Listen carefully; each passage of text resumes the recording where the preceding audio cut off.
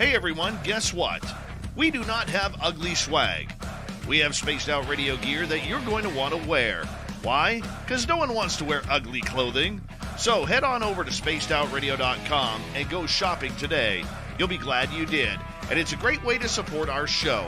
Once you get your gear, send us a picture of you rocking out in your SOR swag. spacedoutradio.com, shop there today, and make yourself look good.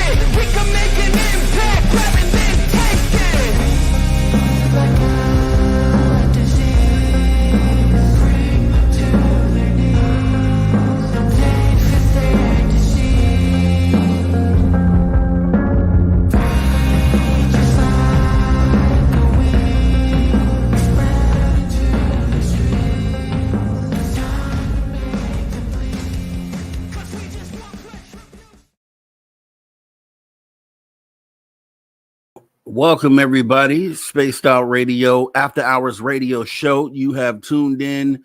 I am Mr. Rob G, getting it in for you guys tonight as we have an awesome show planned for you. We have the UFO twins, and it's gonna. I mean, they're identical. It's insane when you see this.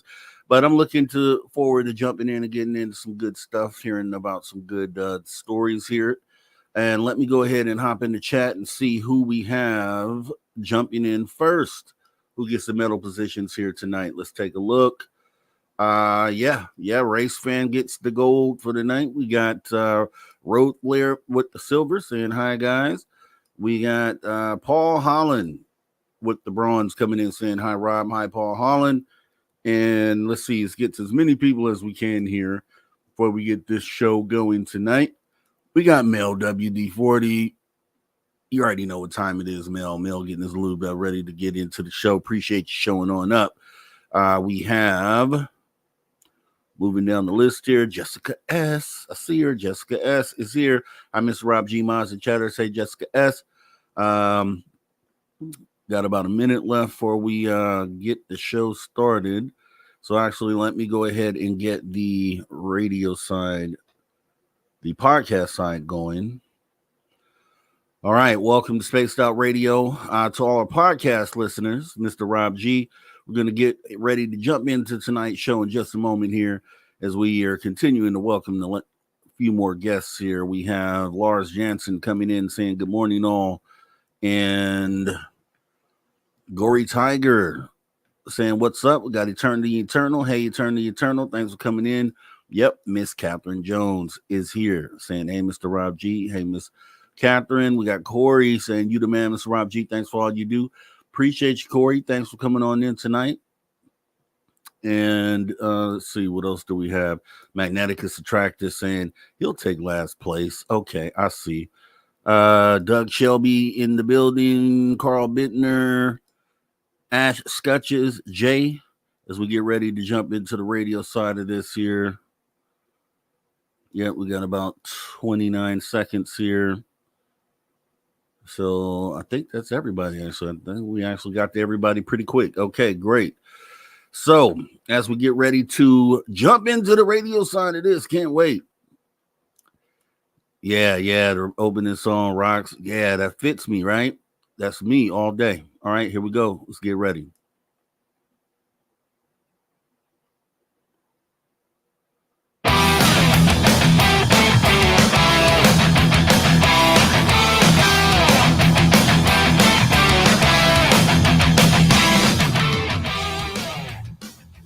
Greetings, space travelers. Welcome home.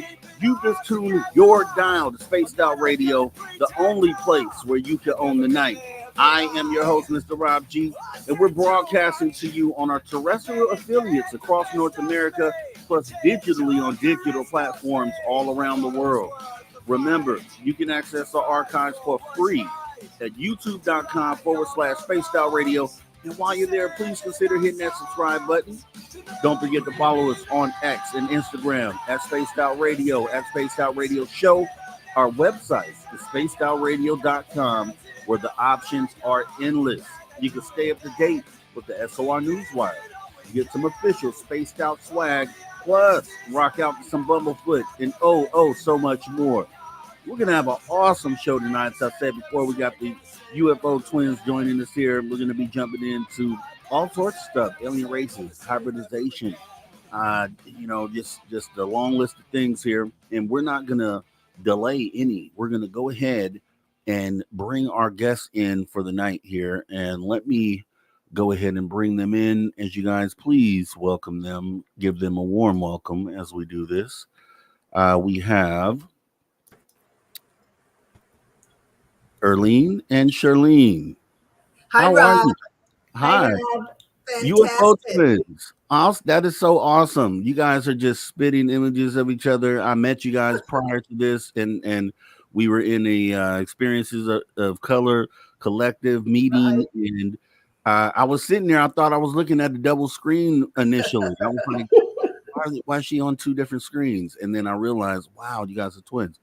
So that's so awesome. We don't see ourselves as looking that much alike anymore, but thank you. Oh my, you guys are spitting images. Yeah, definitely. So I wanted to go ahead and welcome you guys first of all, and kind of get into this. I know I've seen you speak on some of your experiences before, and it gets deep. But I did want to just start off with, for the both of you, I guess you could go either one first. What brought you to this point? Like when you were growing up, did you experience any sort of activity, UFOs, paranormal, if you wouldn't mind? Either one of you could start there. Well, it probably would be me to start, because I think it began with me. Actually, I know it began with me. I held an interest in ufology and UFOs, anything as far as the fact that there might be intelligent life in the universe outside of our planet. So I just remember back when we were in elementary school, back then you had to go to the library to write a paper and do your research in encyclopedias. So I flipped through the black and white encyclopedia, found a picture of what they called at that time a flying saucer. And so I was so fascinated. I mean, I was just mesmerized, literally. And I just fathomed, life beyond this planet. And so, that kind of, I dropped that as far as that was concerned, that incident. And then, grew up and got married, and still had an interest in a psychic phenomenon, spirituality, of course, ufology. I amassed a huge library of books on the subject. I studied everything I could get my hands on, and all of the early events with like the Project Blue Book and Project Grudge, and the earlier government investigations of UFOs, because I knew that they were investigating this phenomenon, but I knew also, even at that time, they didn't want the public to know. And that's always just been an issue with me. I just don't like not knowing.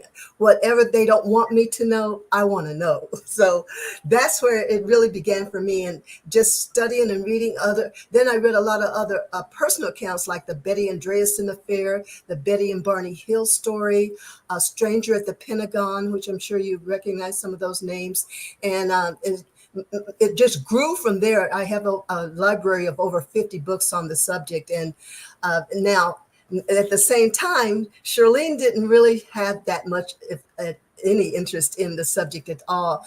We were living apart. I was living in Dallas, Texas. By the time I'm bringing us up to date now, I moved to Dallas. Shurlene lived in Kansas City. And we were both married, but she got divorced and moved to Dallas to be near me.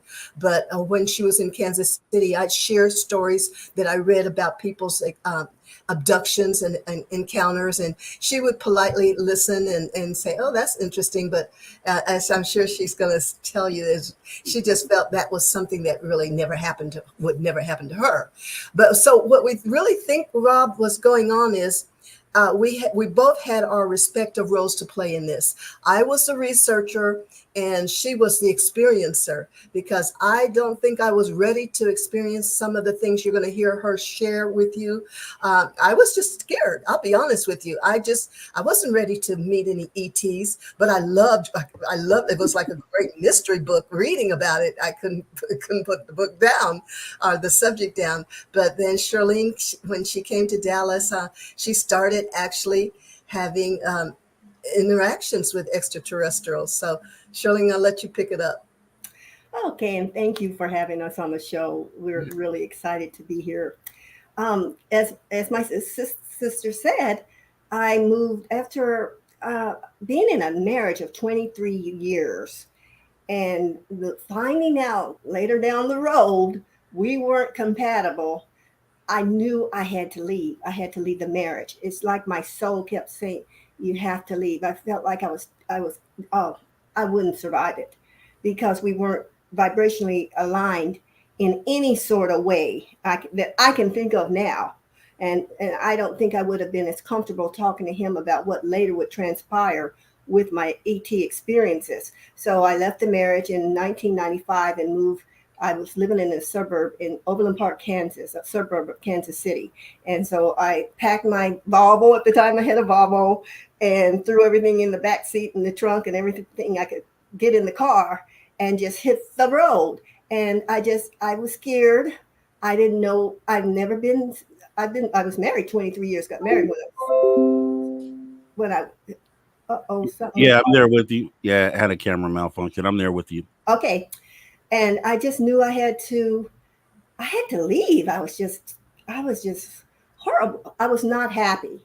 And I knew something was pushing me to move. Something was urging me to do something else. There was something I needed to do, but I never knew what it was.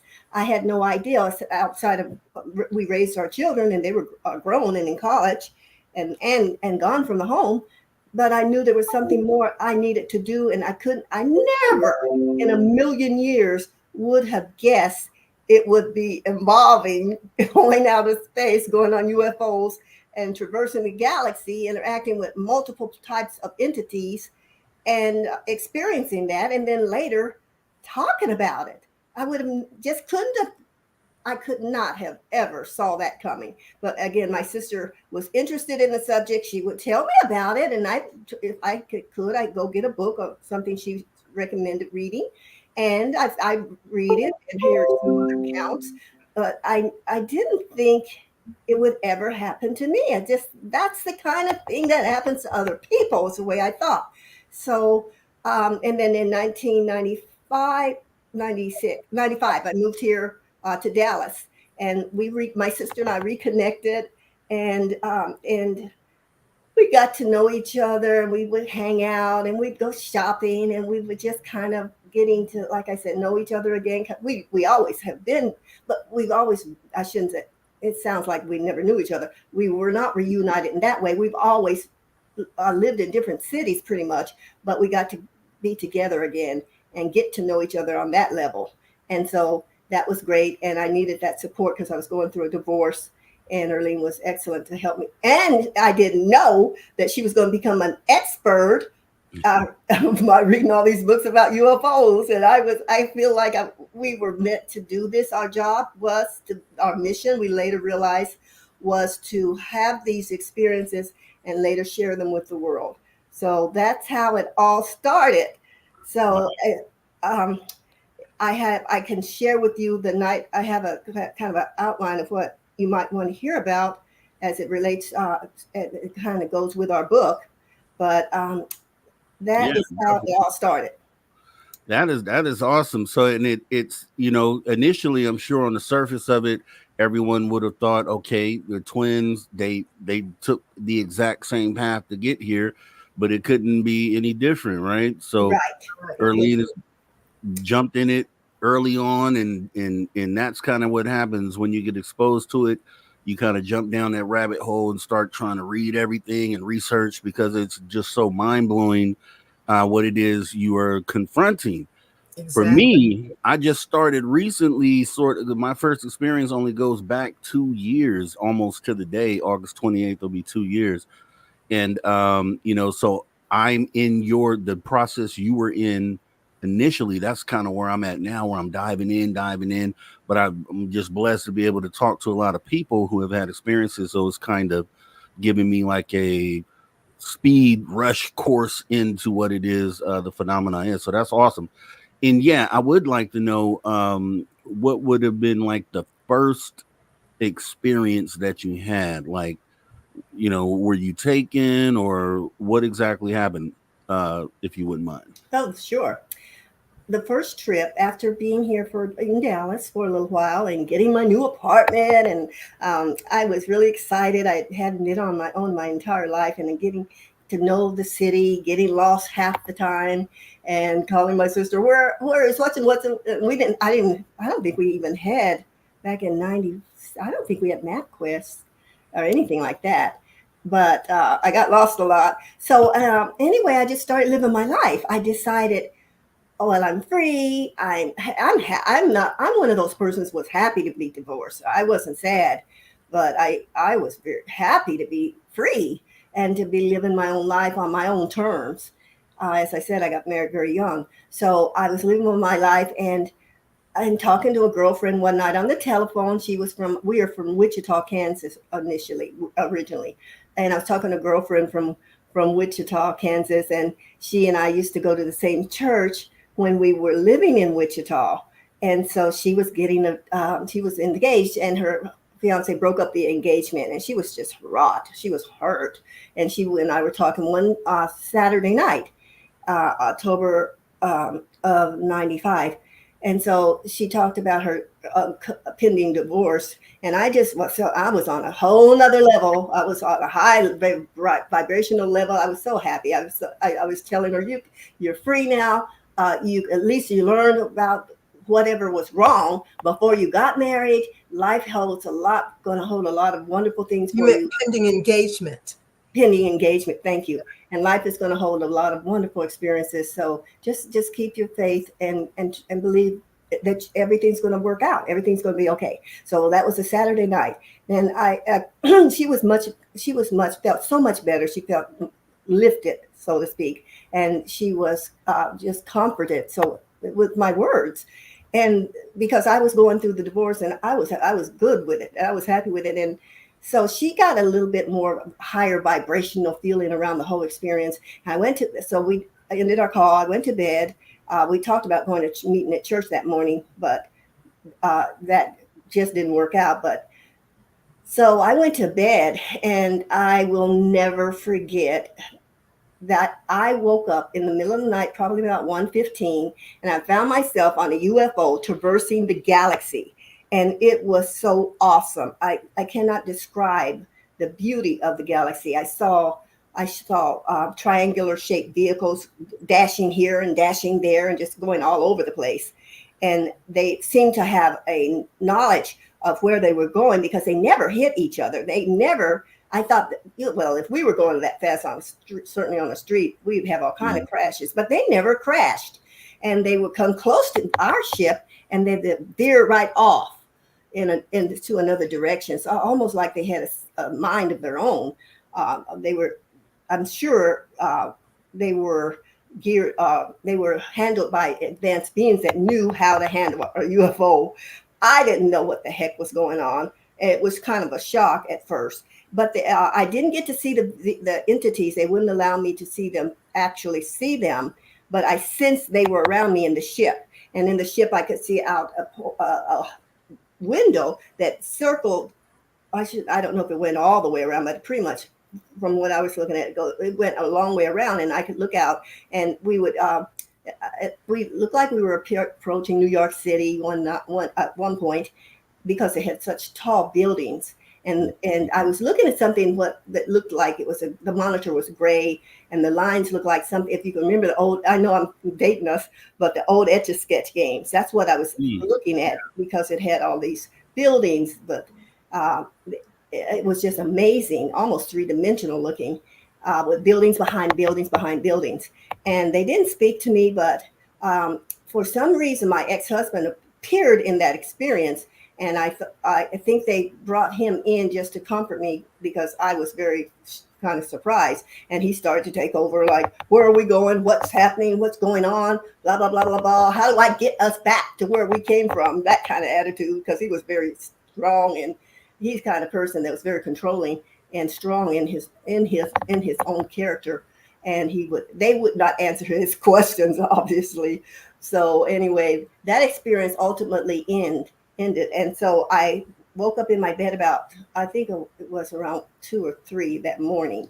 And I knew I had just been in the galaxy, but all of a sudden I'm here in my bed, and I didn't understand how I got out there and then how I got back. Now, other experiences I'll share with you how that transition occurs, that experience. But this first one, I didn't know. I had no idea. How did I get out of it? So when I woke up in my bed, and I realized I have not been physical, because I felt like I was just being poured back into my body, like sand in the hourglass, and I was being collected.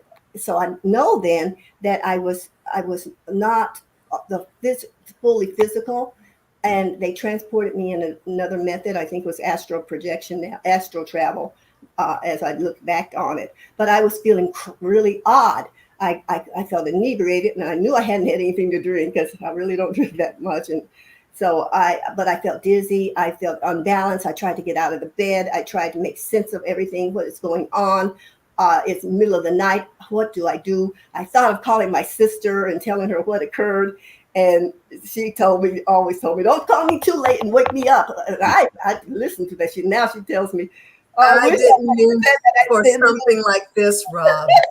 This is something like life-changing. Right. And she doesn't call me that night. No, I don't call her, because she told me not to call her. Yeah, so for mundane little things. Oh,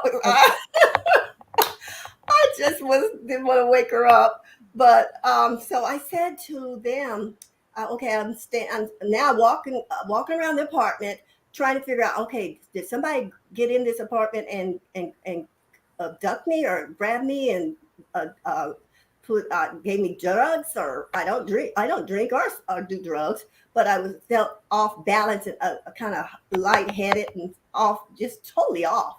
Mm-hmm. And my body felt like it wasn't all collected back, and I had to start feeling around on my body and to see if I'm still all here, my legs and feet, everything. I just knew I wasn't all. I didn't feel like I was all collected, but I found myself all back in one piece. And then I walked around and looked at the doors to see, okay, did someone get in here and break in? And all the windows were locked, all the doors were locked. So I realized nobody could have gotten in, and I'm on a higher floor, so no one could have gotten in. So I had to accept I have been abducted, and I was out there in the galaxy. It was not a dream. It was so much bigger than a dream. It was so real, very realistic. And so I knew it wasn't a dream. I decided, something told me it came out of me, and I said, I do not wish to return tonight. And I talked to them by saying that, and they heard me. I knew they were still near me, and they heard me, and they respected my choice of not wanting to return that night, because I felt like if I didn't tell them, they might come back that night. So I had to verbally say it out loud, actually, because, and then I thought, okay, should I go to the hospital? But then if I did that and told them what just occurred, I was out in a spaceship with some in a UFO with some entities, they would think I'm crazy. And instead of working with me or helping me, they would probably want to put me in some kind of mental ward or psych ward. So I said, that's not very cool. So I can't call the police. I thought of calling the hospital and letting them know what just happened. What do they think I need to do? Of course, they had no basis for understanding something like that. So I realized they'll think I'm crazy, and they'll want me to come in, check me in somewhere to the hospital. And it was out of the question. So I thought, as I mentioned, I thought I called my sister. It was too late. So all I could do was go back to bed. So I went back to bed and I slept the rest of the night. And the next morning, I finally called my sister and tell her, you will never believe what happened to me last night. And I let her take it from there. Yeah, we got about 2 minutes, a little minutes before we go to break. We take a break every 30 minutes here. So yeah, just so you know, that's the time frame. Okay. Yeah. So okay. This is what I'll do because I know you'll want to go into some stuff and may take you past that. I just wanted to touch on what Shurlene was saying about, feeling like you were astrally traveling, because that's a question that I have, and I've asked before, because I don't know if I've been abducted. I think maybe I have, and we'll kind of get into that later. But I question if those abductions are physical abductions, or are they abductions of your consciousness, and are you actually going to these places astrally? Some people feel that they're physical. Some people feel that just their consciousness had gone aboard these ships. And so it's kind of cool that you already kind of led into that you felt that was an astral experience, because I've had dreams as well where I know where I'm at, and I'm at that place. I'm there. I'm like actually there. So I know that there's some sort of ability for, while you're sleeping, your consciousness to leave and do all these other things. And we're kind of just cracking the surface of that. Did you have anything you wanted to say about that? We got about a minute to go before we go to break. Earlene, you want to react to I think you should try to answer physical versus astral. That's kind of where Rob is trying to find out. I know it's based. My experiences were based on the purpose of that abduction. So they had different reasons. So if it was, for example, if they needed me physically to examine me, then I would start out as an astral person, and then they have the ability to transfer me back into a physical. So I could go back and forth in the same experience based on what they wanted to do. Yeah, that is so. It's so strange. I when I talk to some people, they feel like it's a little bit of both going on, and we can get in a little bit later after the break about what that really means. Some people think the governments are aware that that we're being abducted, and maybe they're in agreement with extraterrestrials and keeping track. Heard someone say, I forget what show it was recently, where they said that they think part of the agreement was the ETs are able to examine us, and then they get some sort of technology, maybe lower level technology, in exchange for that. But the deal is that they're supposed to give the government the names of the people that they are abducting. And someone in this who said this said that they may not have actually lived up to that agreement. So as we get ready to go into this break right now, I want everybody to stick around. We are just getting started right here with Earlene and Shurlene, the UFO twins, man. All sorts of experiences, abductions. We're going to talk about hybridization and all sorts of other things. You guys don't go anywhere. Right here on Spaced Out Radio.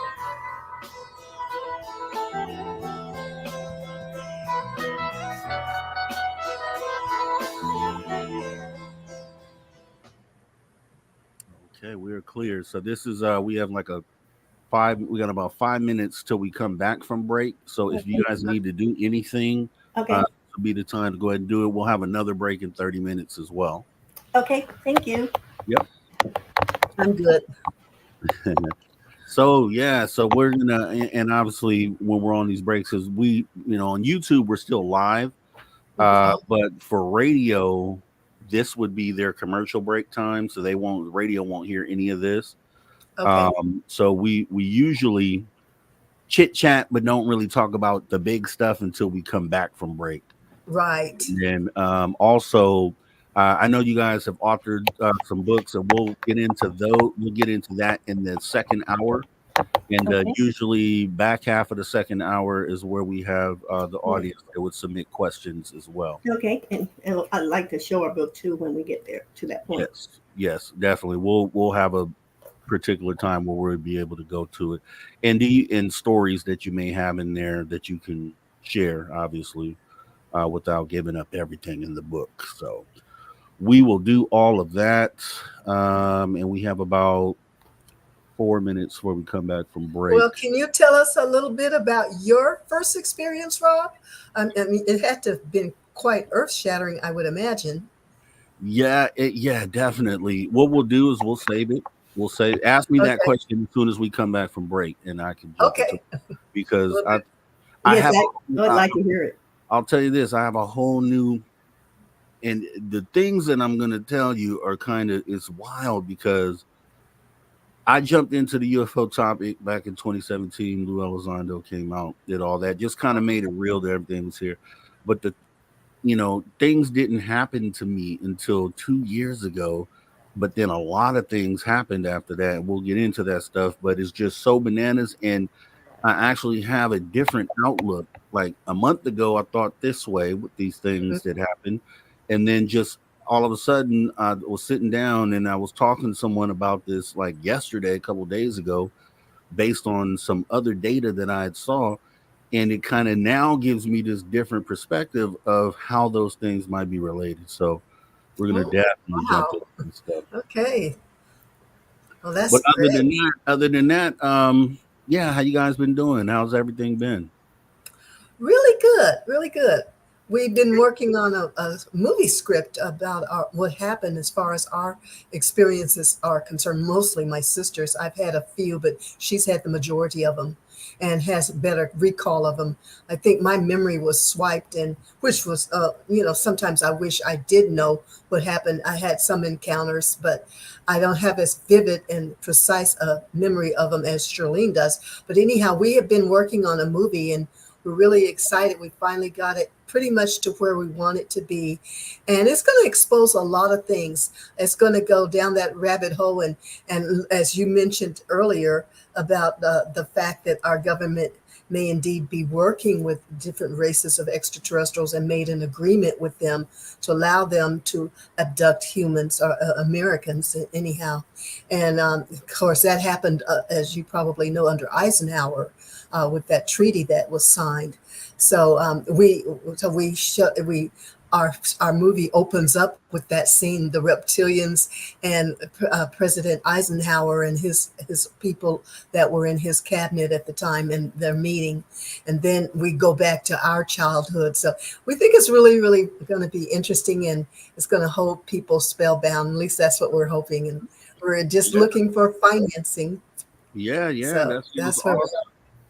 That sounds awesome. Like I say, I always look forward to, I think as far as the broader public goes, like even people outside of ufology, people who don't even think about UFOs, I think things that are, when you think about things that can draw them in or have them pay attention, I think they're things like movies, documentaries, and things that they are entertained by that can kind of draw them in, get them to sit down for a minute and kind of absorb information. I think it's different than trying to talk to somebody about it. But as long as we have those different mediums out there to conversate or translate, then the more the merrier. You know what I mean? So exactly. I appreciate that. So we got about 30, 40 seconds before we come back from break here. Okay. A question I always get asked is, were you frightened? And so I'd like to ask you that. We can get into that because there's Right. I have some clips that I was going to play later in the show, like on segment right after you guys finish up. I have a segment afterwards where I was going to kind of get into that, because the people feel like, I feel like there's a little bit of both benevolence and malevolence. I think you should really be prepared hope for the best, prepare for the worst is what I say. Exactly. All right, here we go. All right, everybody, welcome back to Spaced Out Radio as we come back with the UFO twins, Earlene and Shurlene. We're sitting here talking about first experiences, abductions, the government, what they're doing. Do they know? Do they have these agreements? We're going to actually jump into some of that here because, Lou Elizondo came out in his book and gave names of presidents who were briefed. And as we jump back into this here, so starting off with that, I guess what we could do, Earlene, I don't know if you actually said what your first experience was or your first encounter with ET. Well, I have not had any experiences as far as being taken aboard a UFO that I can remember. I do remember being in my bedroom one night, and he looked like Cousin It. I rose up because something made me wake up, and I looked straight ahead at the wall, and I could not see him, but I could feel and sense him, and I could see him kind of like with my third eye, and he was maybe about 5'2", a long shaggy hair. He looked, for all intents and purposes, just like Cousin It from I think that was the Addams Family, that old sitcom. And I had an experience in which I was taken into the universe, and I've been to a couple of galactic meetings in the universe, and I don't remember who was there, what was discussed, but I remember on one occasion returning back to my planet, and they had an escalator service that moved you along like you would find in an airport. And I came across some other Black people returning to their respective planet, and because they were Black, I wanted to stop and greet them. And it's like the escalator knew it was like a belt that moves you along. I don't know what that's called, but anyhow, they stopped. Conveyor belt. Yeah. They stopped at where I was. I stopped at where they were. So we're I'm coming this way, they're coming that way. And we stopped right together. And I greeted them and I said hello, and they greeted me, and they told me what planet they're from. And I told them that I was from planet Earth. And the answer I got, Rob, was it blew me away. And it was a lady and a couple of other people and a gentleman with her, but she was the spokesperson. And she said, Earth, oh yes, the planet where the few control the many. And I was like, oh my God, they study us. They study us like we study other countries. And I never forgot that, because it gave me a perspective outside of our planet, in which other entities and civilizations study planet Earth and our social structure, and they know that 97% control 3% of the world, and that was pretty profound. But Shurlene has so much more interesting stories, but I did definitely want to share that, and I'll come back and share another one or two. I have a few more to sprinkle in, but hers are really exciting, and I think worthy of the time that we have left. Yeah, definitely. And we'll get into. I wanted to actually start with, because during the break here, we were getting into, you were telling me about how you guys have put together a script and walking through that process, and you mentioned that in the beginning of that script, the way it starts off is going to start off with President Truman. And actually, Eisenhower. President Eisenhower. I'm sorry, Eisenhower. I'm thinking Truman, because Truman was one of the ones that Lou Elizondo. You're right. He was the first one that encountered extraterrestrials. But we start our story with a visit in a briefing room of the White House, or some place that is very official, and reptilians are represented. And President Eisenhower and some of his top leaders are meeting with these reptilians, and they are offering him this deal in which Shirley wants to interject something. Oh, yeah. I wanted to start by saying how the whole idea of writing a movie script came about, because it was the extraterrestrials talked. I can communicate with them even though I'm not always on the ship, and they kind of planted the ideal that I needed to write a movie script, or we needed to write a movie script. And I thought, well, I don't know if we could write a script, but I'm going to give it a shot anyway. And so I went online and tried to get some ideas of how to write a movie script. And they even gave me the name of what they thought it should be. They wanted me to call it The Liberation of Planet Earth. And I thought, well, that's quite a interesting title. And after a few days, I forgot what they told me to write it, to label it. And I had to ask them again. Now, what was that name you gave me again? Because I haven't thought about liberation since the 60s, when we were, as Black people, trying to get liberated. Right. So that was not a name in my mind that I held on to over the years. So I had to ask the Galactics, what was the name of that movie again? And they told me The Liberation of Planet Earth. And I didn't understand that title then. What about Earth needed to be liberated? I didn't even know what they were talking about, really, with that title. But as I got into writing the script, or we got into writing the script, and going down, as Earlene said, the rabbit hole, and learning about our corruption of our government and how they're behind all of these abductions, the space programs, and you name it, got the negative ones, negative government entities are involved in these things. Then, and all the things and all the ways it impacted people, human beings. We were being taken out of our beds in the middle of the night, going to God knows where, some different dimension and different planet, interacting with beings that we didn't know about. The government didn't tell us about these beings. I've interacted with multiple different beings, reptilians and grays, and I just didn't know all that stuff. And I was just kind of pushed into it. And so that's why we wrote that's why I know now why they told us to name it The Liberation of Planet Earth. We need to be liberated. In other words, we need to come out of this cabal type of matrix and become liberated. And that's where our movie takes the twins down that path, down that rabbit hole, to learn about the things that are going on behind the scenes, the cover-ups, the conspiracies, and all of those things that the twins eventually stumble into and learn about. So we are real proud of the movie. We've sent it out to a number of people to evaluate it, the script, and they've given us some good feedback. And it's just to the place where we want to see if we can get some funding for it and funds to get it produced. And of course, we do need some rewrites. We're not script writers, but we tried our best. Mm-hmm. So we do need some rewriting, but we think it's there. It's there enough that now we can kind of rest. It was a 9-year project. Wow. And that's a long time out of our life. We were working full time at the time. Working full time at that time, right. And so we worked hard on it, and I pushed Earlene sometimes, and they pushed me. Sometimes I felt like, oh gosh, they'll tell me something in the middle of the night about, oh, you didn't tie up that into that scene, or you forgot to add levity, or things of this nature. And sometimes they'd give me some information.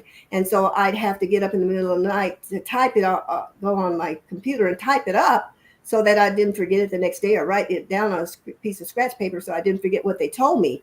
So I was always, I just never got any really good rest during that period of time.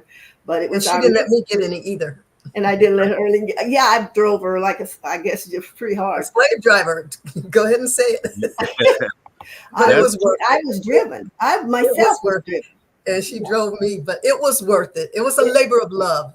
Yes, it really was. And we are very proud of it. And we know that when we sent it out, we were dealing with Hollywood, and they weren't ready. They didn't want it. They actually, I didn't get any good feedback. I got good feedback on the script itself, but not as far as producing it and helping us get it on the big screen. On the big screen, yeah. Right. Well, that's awesome. I mean, I'm listening to the premise, I'm listening to the title, and it encompasses, for me, just hearing that, it sounds like it would encompass everything that we need, that we're doing and the path that we need to get to where we're going, because Yes. liberation, it's the same thing as raising our frequency, enlightenment, that whole process that Right. we need to go through. With that being said, I know you touched briefly on the government's knowing that we're being abducted, right? There's some theories out there. Some people, believe that the governments are fully aware that we're being abducted, and then potentially that there was the deal that was made back in the day, and that part of that deal was, okay, you guys can abduct our people in exchange for like some lower level technology. But then I've heard, recently I was watching something, I can't remember what it was, but they definitely said that they thought that potentially we were supposed to get, or the government was supposed to get, the names of those who were abducted, and then maybe the ETs didn't live up to that agreement. I feel like abductions could be there's a lot of people. Let me start saying this. There's a lot of people who have been abducted that say when this happens, they feel totally good energy, like they're not afraid, and it's a great experience. But then there's a subset of people that say they were terrified of what was going on. They felt like this was invasive, and you could potentially look at that as a threatening experience. What do you guys think about the abduction phenomena? And I guess if you've been aboard, Shurlene, how did you feel about that? Was your experience a good one, or did you feel at any point, that this was a bad thing? No, I never felt it was a bad thing. I kept well, Earlene and I were brought up in the Christian faith, and I kept my trust in God. I went on the spiritual path even actually when I first moved here, and I read a book called Conversations with God, and I read some other spiritual books, and I remember learning in church that God loves us, God protects us, God is going to always be with us, and there's nothing to fear because God is going to protect you and be with you. I just didn't have any fear, and the people ask me all the time in our interviews how I handled it, but I wasn't afraid. I was more like a little like a child like in Wonderland. It was so different and so unique. Now there were some experiences where I was not happy. I'm not a happy camper. When they examined me, I would ask, well, why are you examining me? What are you doing? They wouldn't answer. And one experience where they put something in my mouth to stop me from questioning them. They did ask me if I want something to drink, and then I didn't, and they put something in my mouth, and so they weren't the friends. It varies on what kind of experience I'm having, but this group was not the friendliest group, and they had this job, and they were working real fast, and they're trying to examine me and put me on the table, and at that time, that was a experience where I went to Mars. I was being examined by this man who they were all human looking. And they wore these white lab coats, and they examined me for, I don't even know why. They weren't telling me anything, but they were always examining me. And so I got mad one time, and I tried to, I said, you have the right to know. If it were your body, wouldn't you feel you had the right to know what someone's doing to your body, to you? And they wouldn't answer the question, and they just kept working on real fast all around me and doing their jobs. And yeah, so sometimes I was not happy about it, but most of the time and sometimes there were beautiful experiences, like the lady I think it was a Palladian planet, where she took me to see beautiful structures, beautiful, what we would call like Roman Empire structures, and people sitting on the stairs, and they're studying. There were groups of students, and they were studying, and they were talking and sharing, and they were just, oh my God, the colors of this planet, the skies, the water was there's no description to describe the beauty of this place. And so sometimes there were just wonderful experiences where they took me to see awesome, incredible things. Sometimes they were just examining me, and then they tell me, one lady told me, entity, I should say, told me to drink something. I'm like, well, what is that? And she didn't want to tell. First, they communicated with each other like they're going to talk, and they did. They talked to each other, looked at each other, and they talked telepathically. So I couldn't tell what they were saying, and I want to know what they're asking me to drink. And then they talked amongst themselves, and they finally said, "Oh, it's something good for you. It's going to be good for your hair, your face, it'll make you look young, beautiful." All of this stuff. It was applying. I think they're appealing to my vanity. And so I went ahead and drank the stuff. It was like an Alka-Seltzer looking substance in a glass. I went ahead and drank it.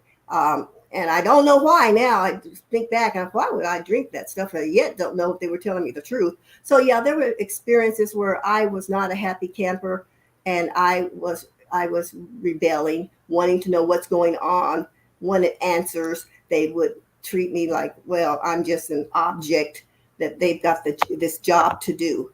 And that was on some, and then other places like the exalted being that I talk about in our book, which was a dimension I went to, whereby it was a entity that we were on a beautiful grass, beautiful skies. This is a total different experience. And this entity appeared out of thin air. I mean, nothing. He just appears out of nothing. And he spoke. He looked like the figure Jesus.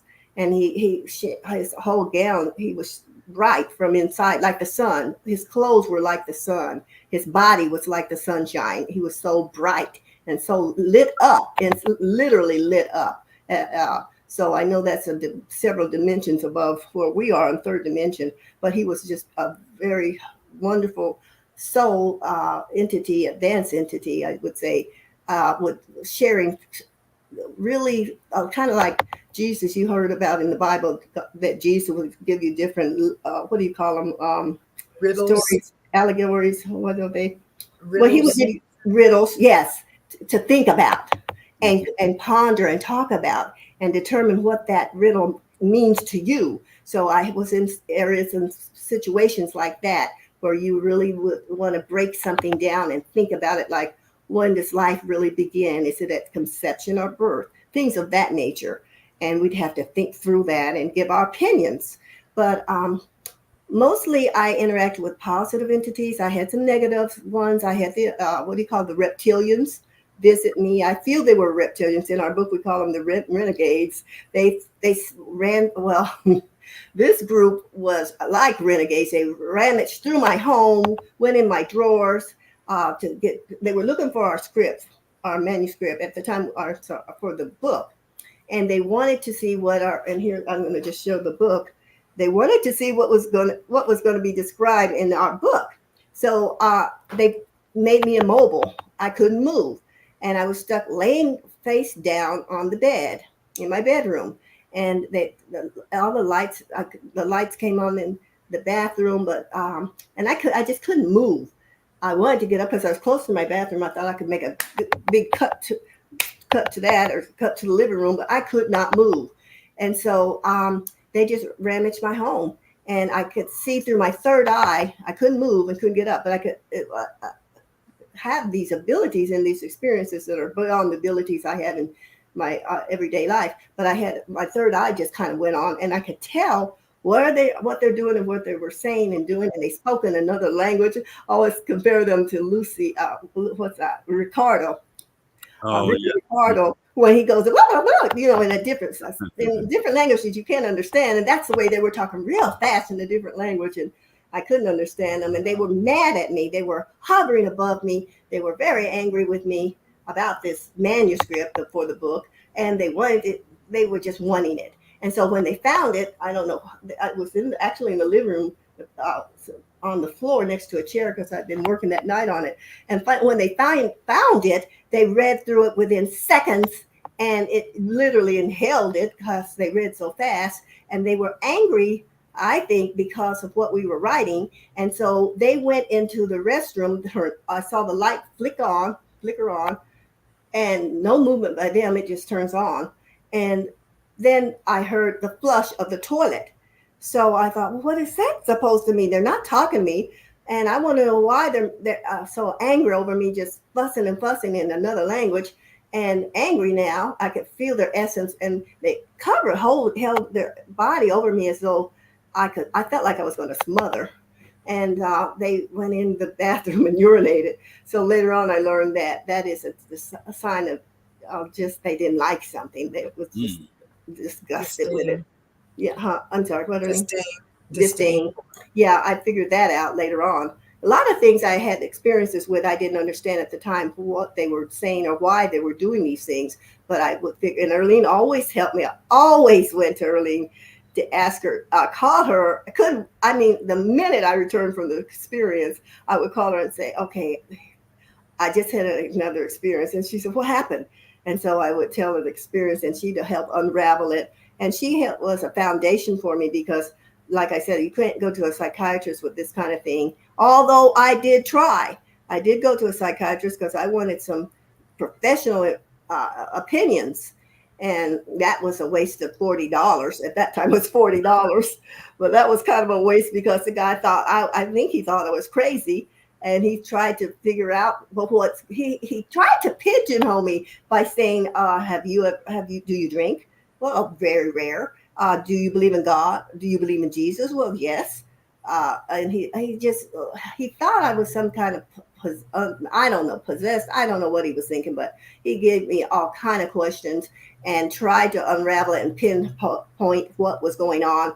He didn't get very far because once I explained these details, he got to the point where the situation turned around. I felt like I'm now teaching him, and he didn't know what to say in response. I think it was too surprised to say anything. And so I said, I'm just going to pay my money and leave, because I realized this psychiatrist, he's not equipped and trained in this field to help me. Although he said he was before I went, he wasn't. So I just got to the point where I'm going to be careful who I tell things. And Earlene and I came out with our story online, and we started going to different conferences and so forth, and we really were well received. Everybody wanted to hear one thing they wanted to know was what Black people were experiencing during these abductions. And I don't think that what we were experiencing, I was experiencing, or Earlene for that matter, was so different than other races. Right. That get abducted in in the programs. And I didn't know about the programs when I started. I didn't know about a super space program that our government was paying for by using our tax dollars and taking us away and doing all kinds of things based on an agreement or treaty that was signed. Yeah, I didn't learn all that until later. Like I said, the twins, like in our movie, we go through this process and learn these things. And it's how us as a family dealt with it, how I had to share it with my family, my children, even my ex-husband, and men I would meet. I started dating, and I didn't know how to approach it with the men I'm interested in seeing. How do you tell them I've been abducted? And some of the men I've dated had, as a result of being with me, themselves were abducted sooner or later. And hold right there, because you bring up a good point as we got about 30 seconds before we go to break. Okay.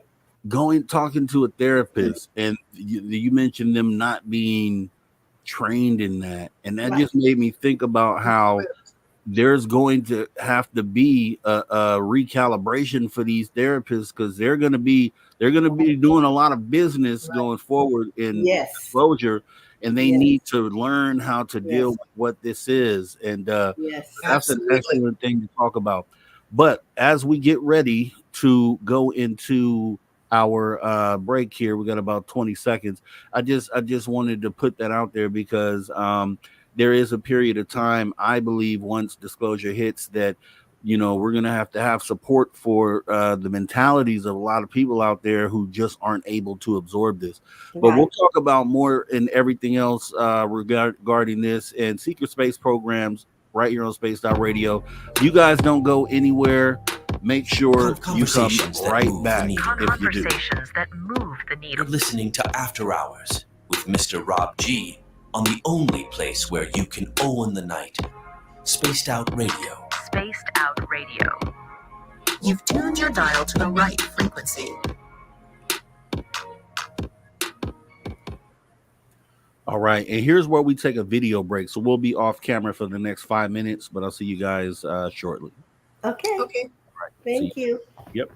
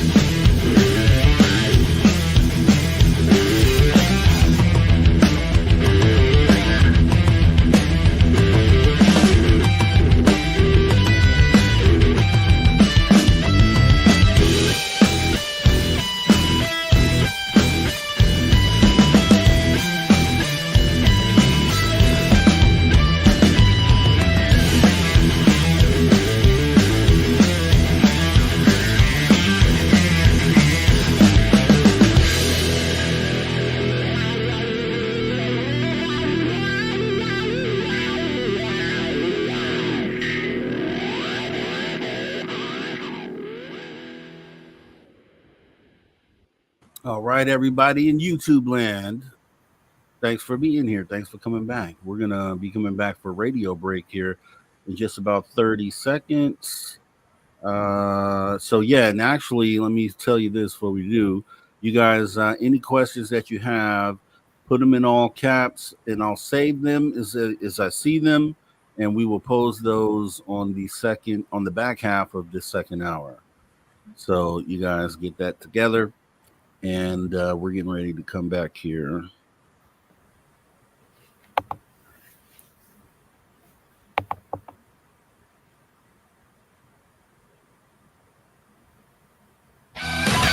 All right, everybody, welcome back to Spaced Out Radio, after hour number 2 with me, your host, Mr. Rob G, as we are joined back by Earlene and Shurlene, aka the UFO twins. We've been talking about some awesome stuff, so if you missed anything, definitely hop in our archives, which by the way, are absolutely free. You can access those at youtube.com/@spacedoutradio. And while you're there, please consider hitting that subscribe button, like button, as we go ahead and jump back into the conversation here. So I was going to ask you, and this is one question I'm sure you guys probably get a lot. Well, let me start by saying this. I can see by what we've talked about so far that Shurlene, you seem to be more of the experiencer, and Earlene, you're the experiencer / researcher. So you have all the data, right, which allows Shurlene to kind of lean on you for to kind of bounce things off of you and spitball. That's a great team right there. But with that being said, being that twins usually have like a connection, right? Like a intuitive sort of connection. Does that play in anywhere when it comes to this UFO experience? Like, do you feel something if the other is going through something in relation? Well, probably across the board, but specifically in relation to this phenomenon, this UFO phenomenon? Well, I can't say that when Shurlene is having experiences, I pick up on it or I intuitively know she is having that experience. We haven't had that kind of experience, if you will. But I'm so happy to be here to support her and just be a sounding base for her to bounce off of and share what she's experienced and try to make some sense of it based on stories I've read that are similar. So that is definitely the role I played. Now, Shurlene did have one experience in which, and she can share it with you, where she said I was on it. I slept through the night like a baby. I don't remember anything, but she said she said I was there. You want to pick it up? Okay, that particular experience, I was being taken up into a UFO, and the UFO held occupants that were kind of circular in this ship. And I was telling I sensed that my sister was there, and I felt her presence. I knew she was there. And I said, you're going too. And her response was, well, if they want to take me, they're just going to have to wait because I have to use the bathroom. And that sounds just like me, Rob. I can see myself saying that. So anyway, but I have no recall of it. And so as a result of her response to them, they decided to leave her behind. which was fine with me. I don't recall it anyhow. So, and that's the thing. So talking about that, because I actually had when we were talking earlier about the astral traveling in dreams and that you are actually going to these places, I had a block of dreams probably started 15-20 years ago, where for like 2 or 3 weeks straight, essentially every night almost, I was going to the same place every time, same street, same everything, and everything to the finest detail was exactly the same. Then I'd go 5-10 years without having that dream, and then have that dream again, and it's exactly the same, detail by detail. But one of the latest dreams would probably happen within the last few months. My girl was there with me, and it was like I was taking her and showing her the stuff that I knew that was going to happen in the dream. And then when I wake up, because she's a big dream person. Dreams mean things. Dreams mean this. So I usually as I can remember them, I'll run them by her.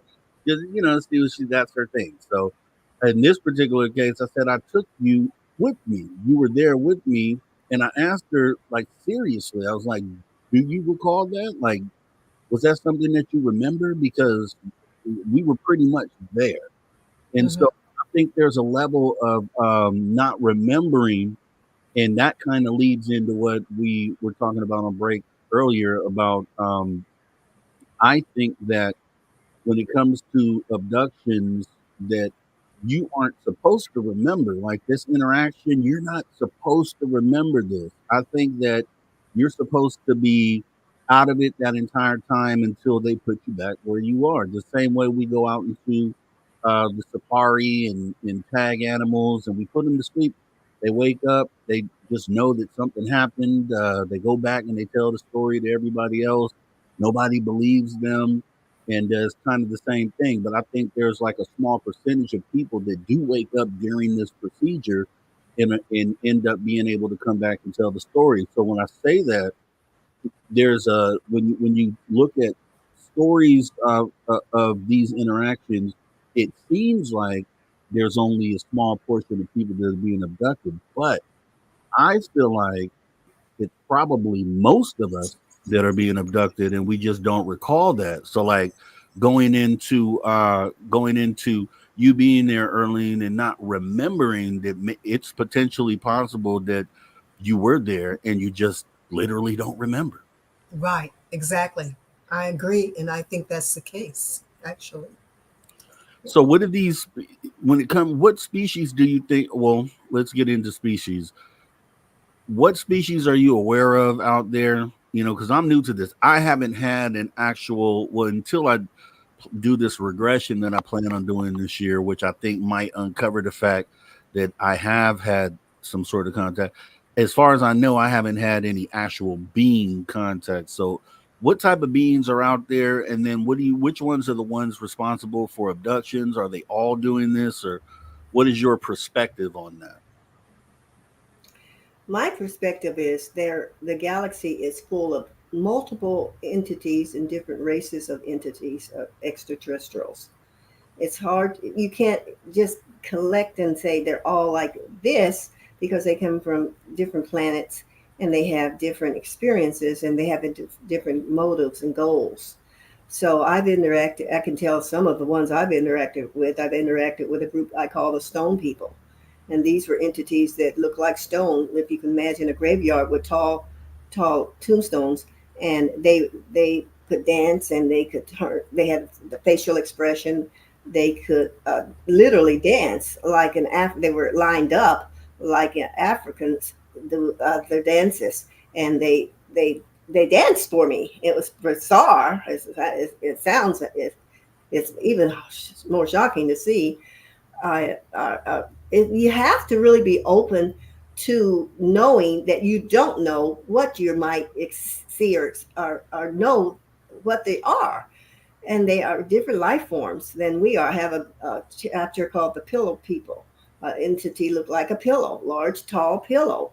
And then, like I said, this large, tall tombstone, the grave, the headstones.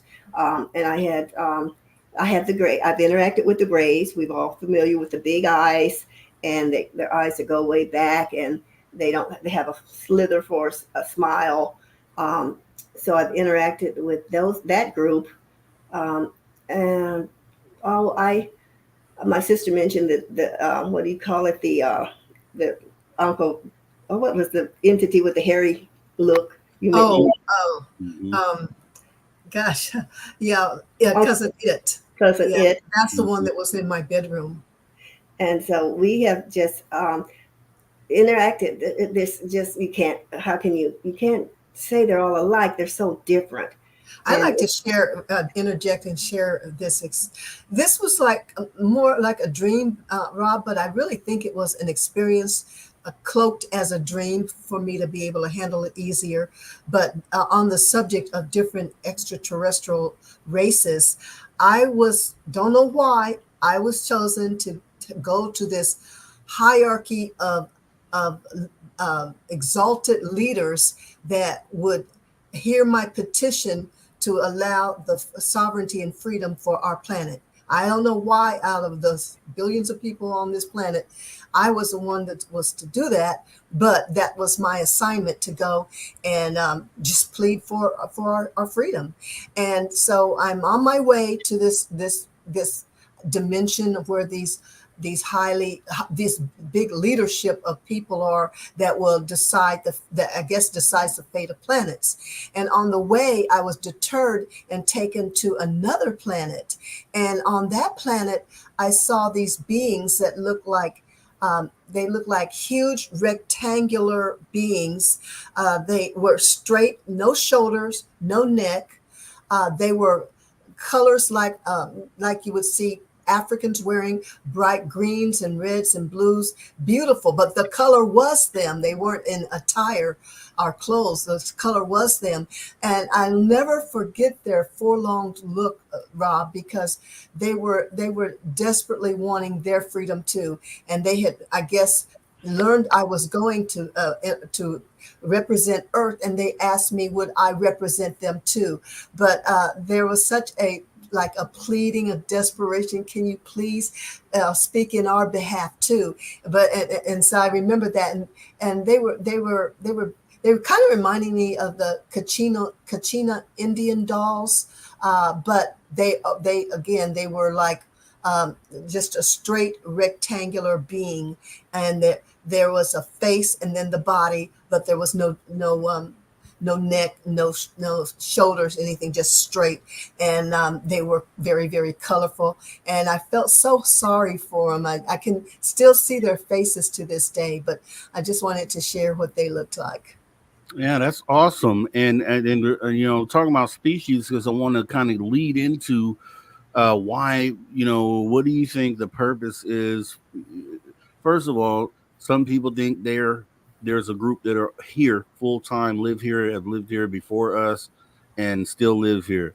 Then we have ones that are potentially visiting from other places, like straight through space travel, and then some popping in from dimensions. There are all sorts of theories. Obviously, nobody knows the answer. But and I'll say this: I know there's been a lot of people, and I don't know if this is just the optimistic side of people or the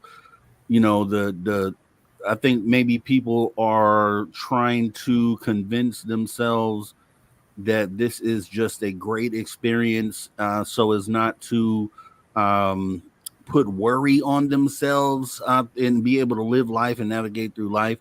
But there's some people think it's all love and light. Like, hey, these things are here to help. But as we talk about different species, and as Shurlene said, from these are coming from different places, so all their intents can't be the same. There's a lot of theories on why these different species are visiting here at one time.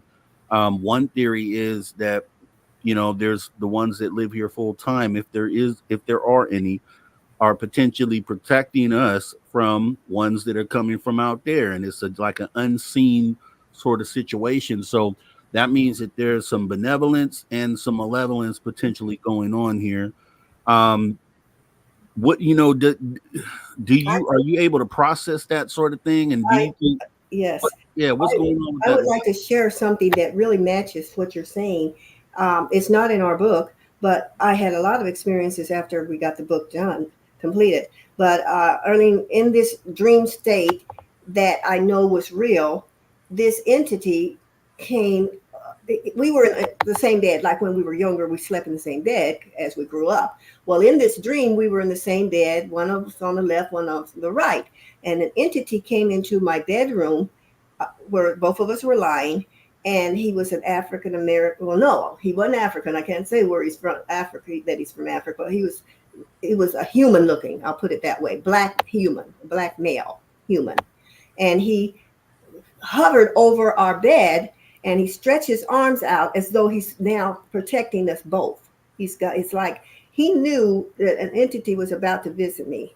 So he got there first, and he had a short fro, and he was a young black male, and he hovered over us and held over us.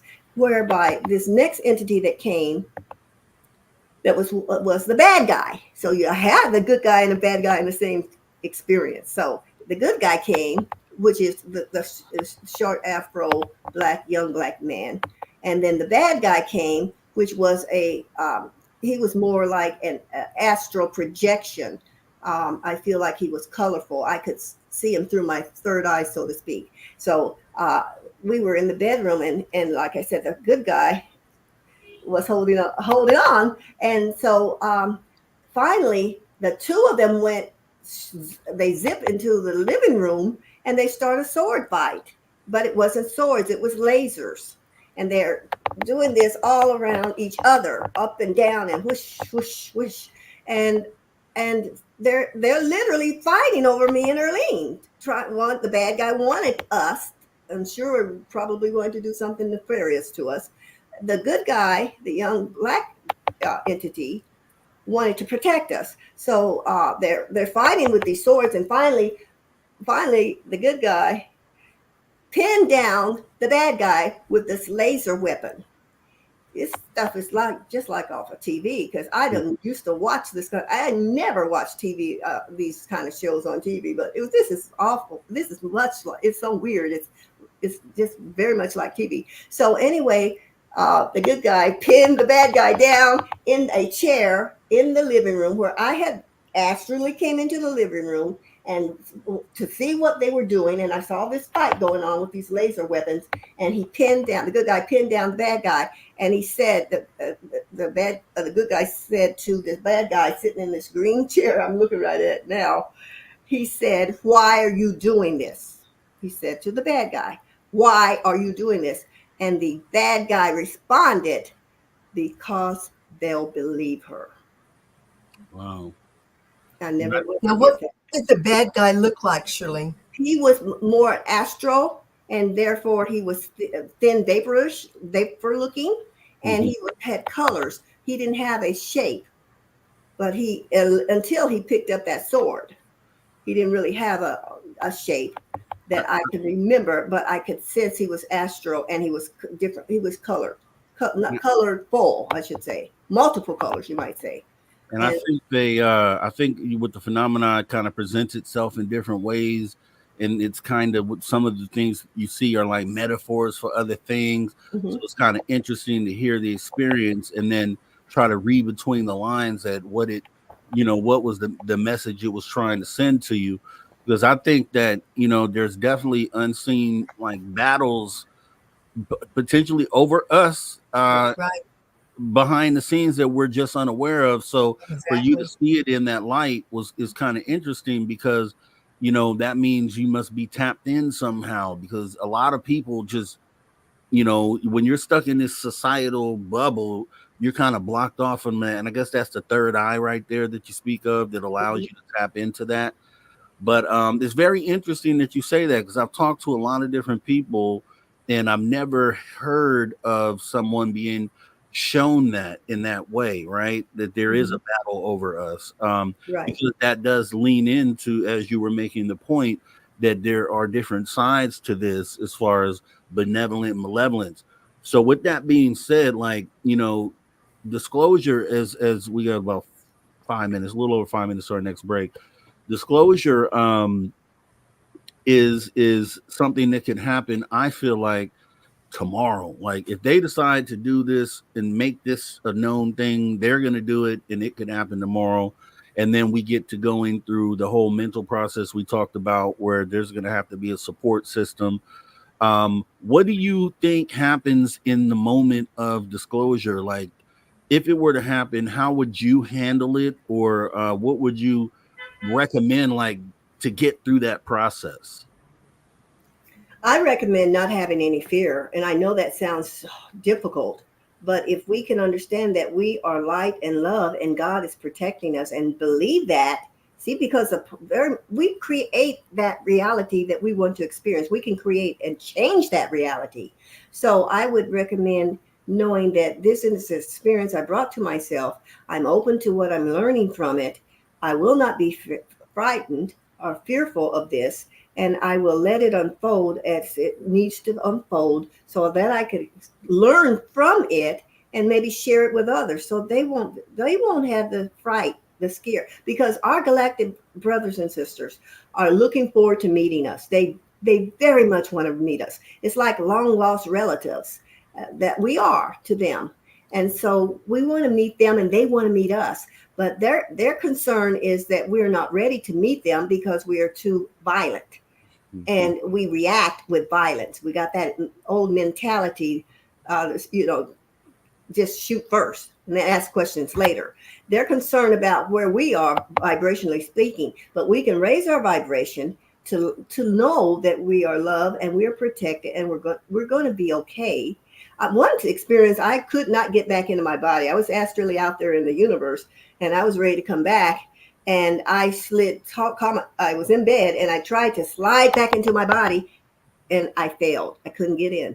Then I backed it up just like a baseball game. And I tried to slide back into my body, which is the base. You slide into the base. I'm playing baseball.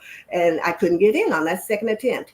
And then I knew I could have just panicked and never got back in my body. And then everybody would have found me. My sister would have found me dead the next day. If I didn't make it back in my body, I would have been dead. So I knew to ask God's help. I said, God, please allow me to re-enter my body to complete the work for which I've come to do. And with that prayer, I zipped into my body in no time flat. And I was just myself. I was fine. So we just to know that you can always, even in these experiences, always ask God for help. Jesus, who you believe in, and ask for that help and know it's going to be there. Just the fear factor is so is paramount right now. That's part of Earlene and I work. I want to also, before we do close, I would like to talk about Mars being predominantly black. That's probably the most sought out story we share when we're doing our interviews and doing our lectures and so forth. But I found out that I was told when going to Mars that Mars is predominantly black. Wow. I believe people were there, and it's interesting to get a backstory on that. So I'd love to hear about it. As we have about 2 minutes left, so if you could give us like a brief one, and then into it after the break. I was taken to Mars. I was being examined by a white male Caucasian man. He was in a white doctor's outfit, and he told me he was examining me, and we started a conversation because I'm going to talk. I'm not afraid to talk. And I told him about, some rock that traveled through the galaxy and landed here on planet Earth, and it was microorganisms on it, which indicated that we had life. There was life on Mars because this rock was thought by scientists to come from Mars. So he said, I am well aware of your findings. And that was it. So then he said, he took me to a map. We had this huge wall map, electronic map. It was before we had large monitors like we have today, but they had them on Mars at that point. They were advanced before, much further than we are. And he showed me mountainous areas and regions that were occupied, and these mountains had names on them. And so he was explaining all that, and he showed me one that's called, I don't remember if it was Mu or U. It's Mu. Mu. And he showed me that area, and then he said, Mars is predominantly black. Well, I didn't know what to do with that. And then a lady walked out the back room of this office I was in on Mars. By the way, this particular dimension, the furniture was old. It looked like I was in the 60s, and it was an old hospital-looking type of structure. And a black female walked out in a white lab coat. So I thought she was a doctor. She was in an adjacent room and heard what he said to me, and she reiterated, Mars is predominantly black. She said exactly the same thing. And then Earlene and I have been doing some research, and we've learned from others. I saw on video. Right there, Shirley, because we're going into break right now. We'll finish on the other side as we get ready to go into the back half of hour number 2 already. Right here at Space Out Radio. Time has gone fast. We're going to get into finishing talking about Mars, predominantly black. Yes. I definitely think transplants happened from other planets to here. It'd be interesting to hear the rest of that and also get into the book that Earlene and Shurlene have written more when we come back right here on Spaced Out Radio. Don't go anywhere.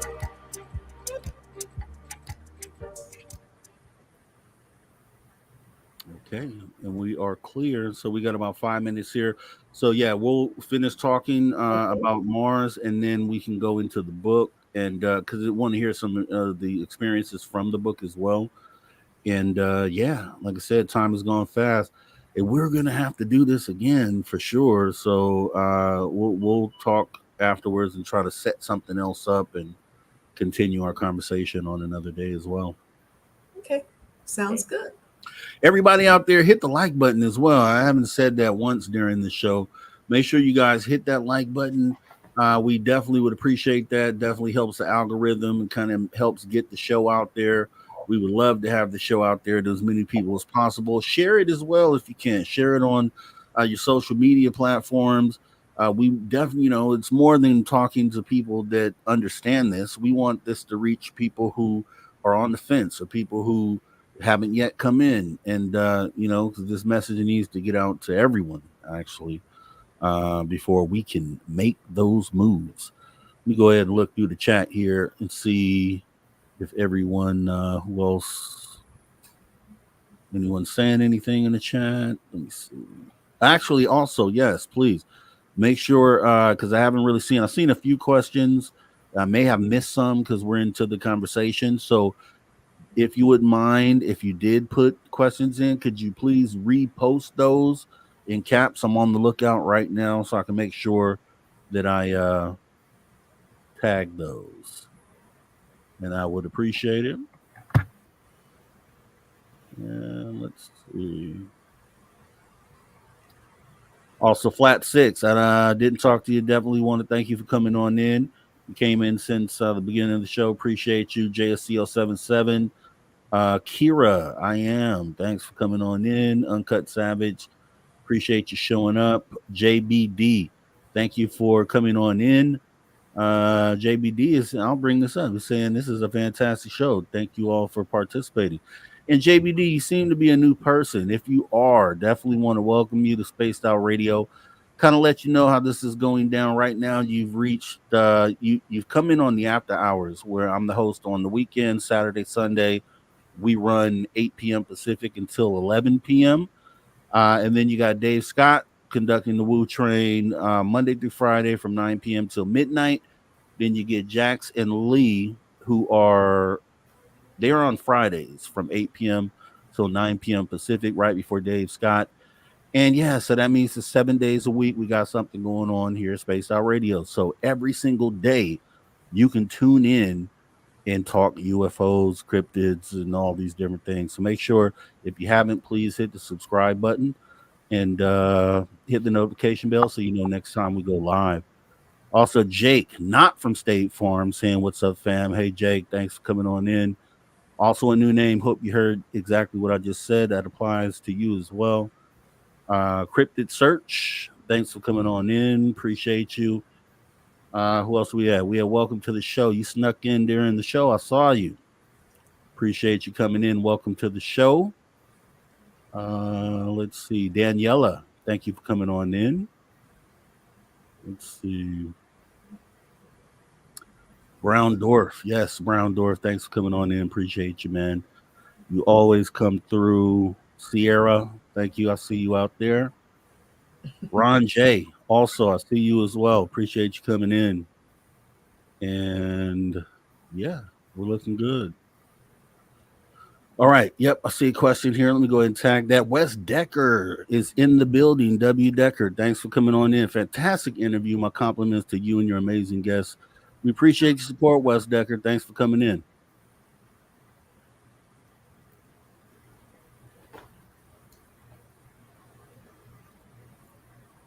All right. We got about a minute left here.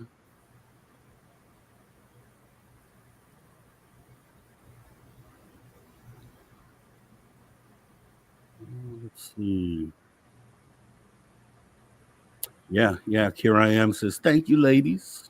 I want to make sure you guys got that. They're Oh, saying a lot of great stuff about you guys out here, so they're oh, really resonating with everything we're talking about. And you know, like I said, you know, we met through the experiences of Color Collective, and where we meet up because our stories don't get told a lot out here in ufology. So, you know, it's great to be able to do that, and then me to be able to to do that, right? So Right. I'm loving it, and I think it's a beautiful thing, and I'm just appreciate you guys coming in to do this. thank Well, you. thank you. We're happy to be here. We always love sharing our stories. Yeah, definitely. You guys are doing great as well. All right, here we go. We're getting ready to come back. Let's see, 20 seconds. Magneticus, why is my chat not showing? Your chat is showing on this channel. I don't know if you're talking about Brown Door's channel or not, but you're showing up here, buddy. All right, here we go. All right, everybody, welcome back to Spaced Out Radio after hour 2.5. We're on the back half of hour number 2 already. It's already almost coming to an end, which is wild.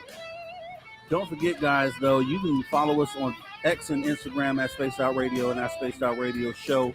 So please make sure you do that. Space Travelers, don't forget, you can actually join our Space Travelers Club on Patreon for as little as $5 per month. Please consider doing that. Now, as we jump back into the conversation, I want to get right back into the Mars theory that you were speaking of. You were in the middle of the sentence when we had to kind of go to break. So if you wouldn't mind kind of jumping back in where you left off. Oh, sure. Okay, so I was taken to Mars on several occasions, and there I found that Mars was different from what we had been told. It being a red planet and deserted, and it's nothing but red dirt and all of these things. And I found, because I believe it was a different dimension, I found it to be the place where I was anyway.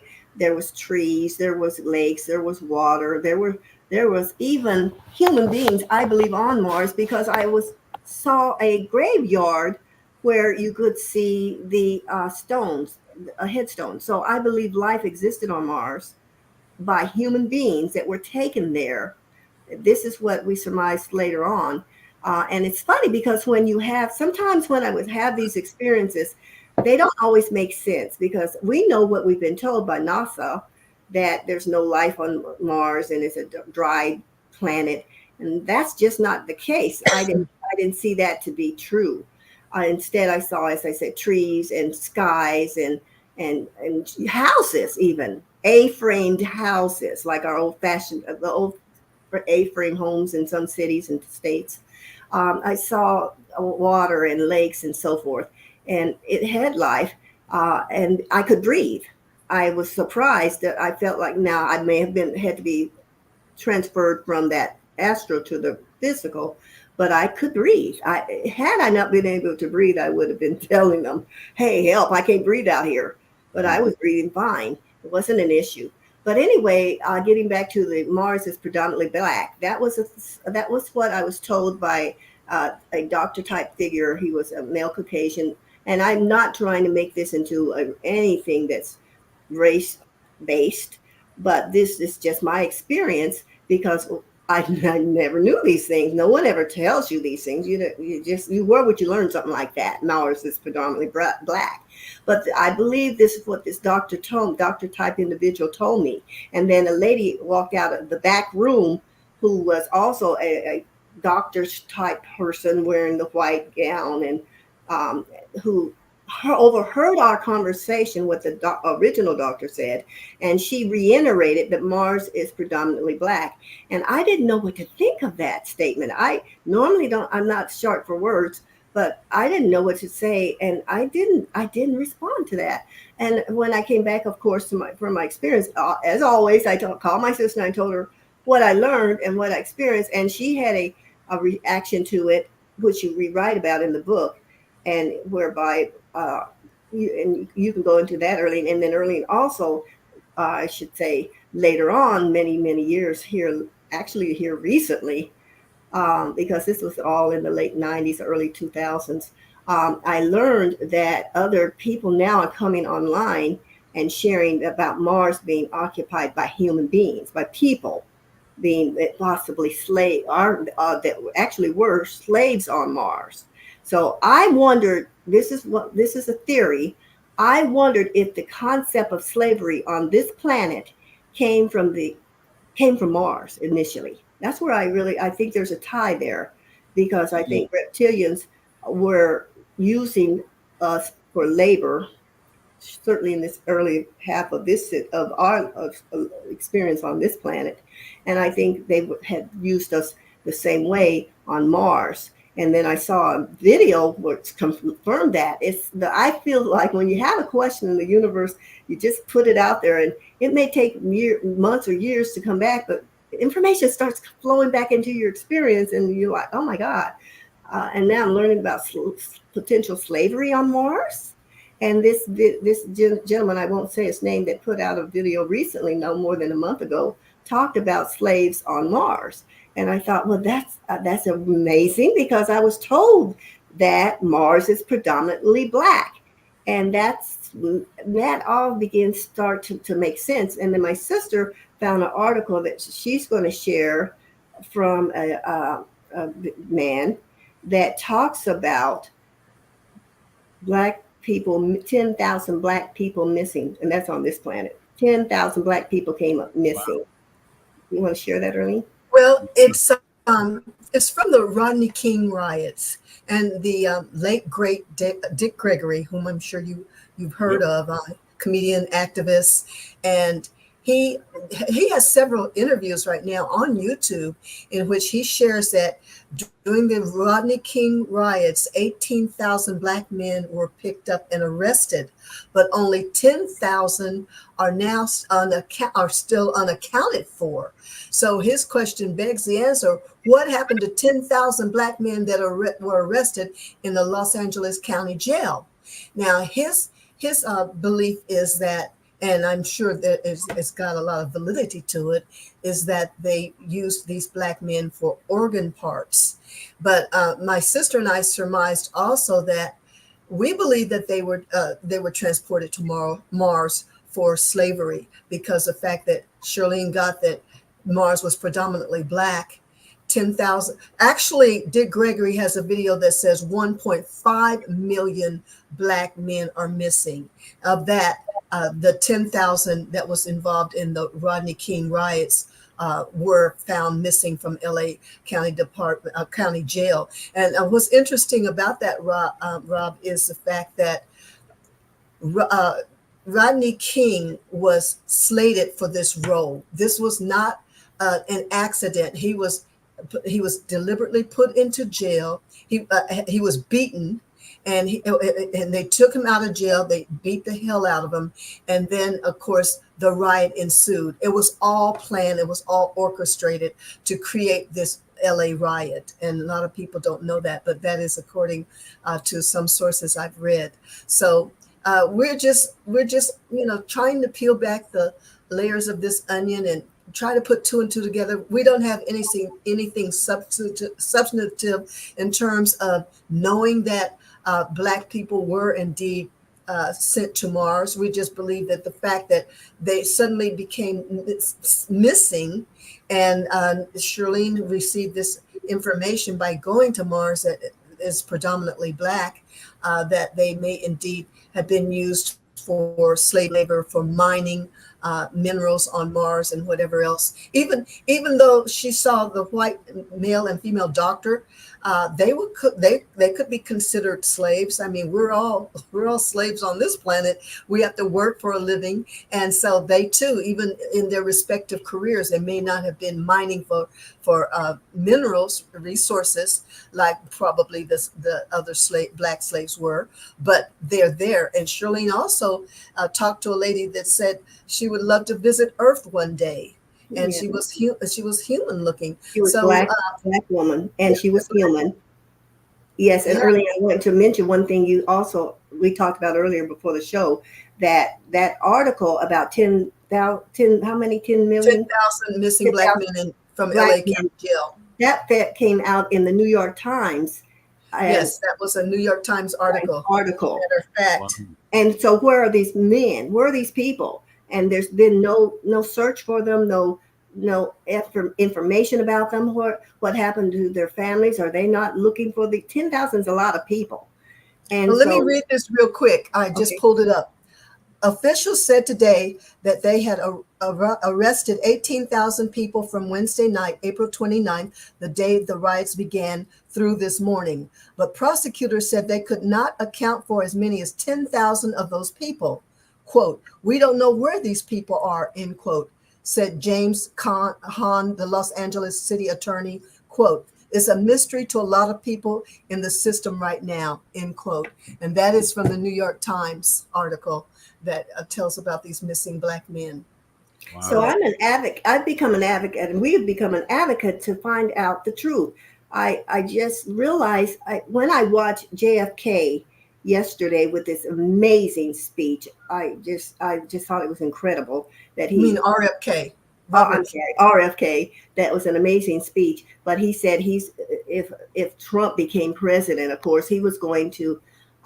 They were going to open these documents to see how JFK died, and Robert Kennedy Jr. as well. So they've got that made me feel like, wait, you've got their documents.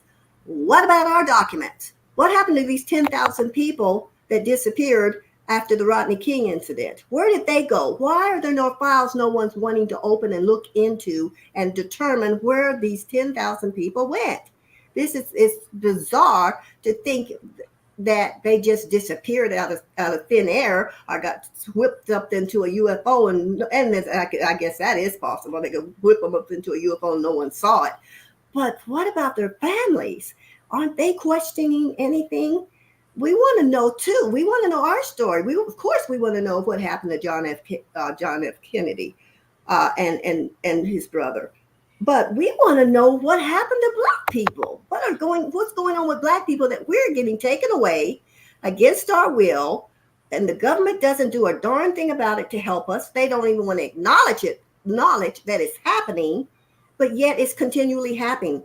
And I believe there's probably been, we are not alone. I believe there's probably been millions of people who've been taken into these secret space programs against their will, having gone under all kind of examinations and all kind of rape and slavery and you name it, at the hands of the corrupt reptilian races that our government has been interacting and working with.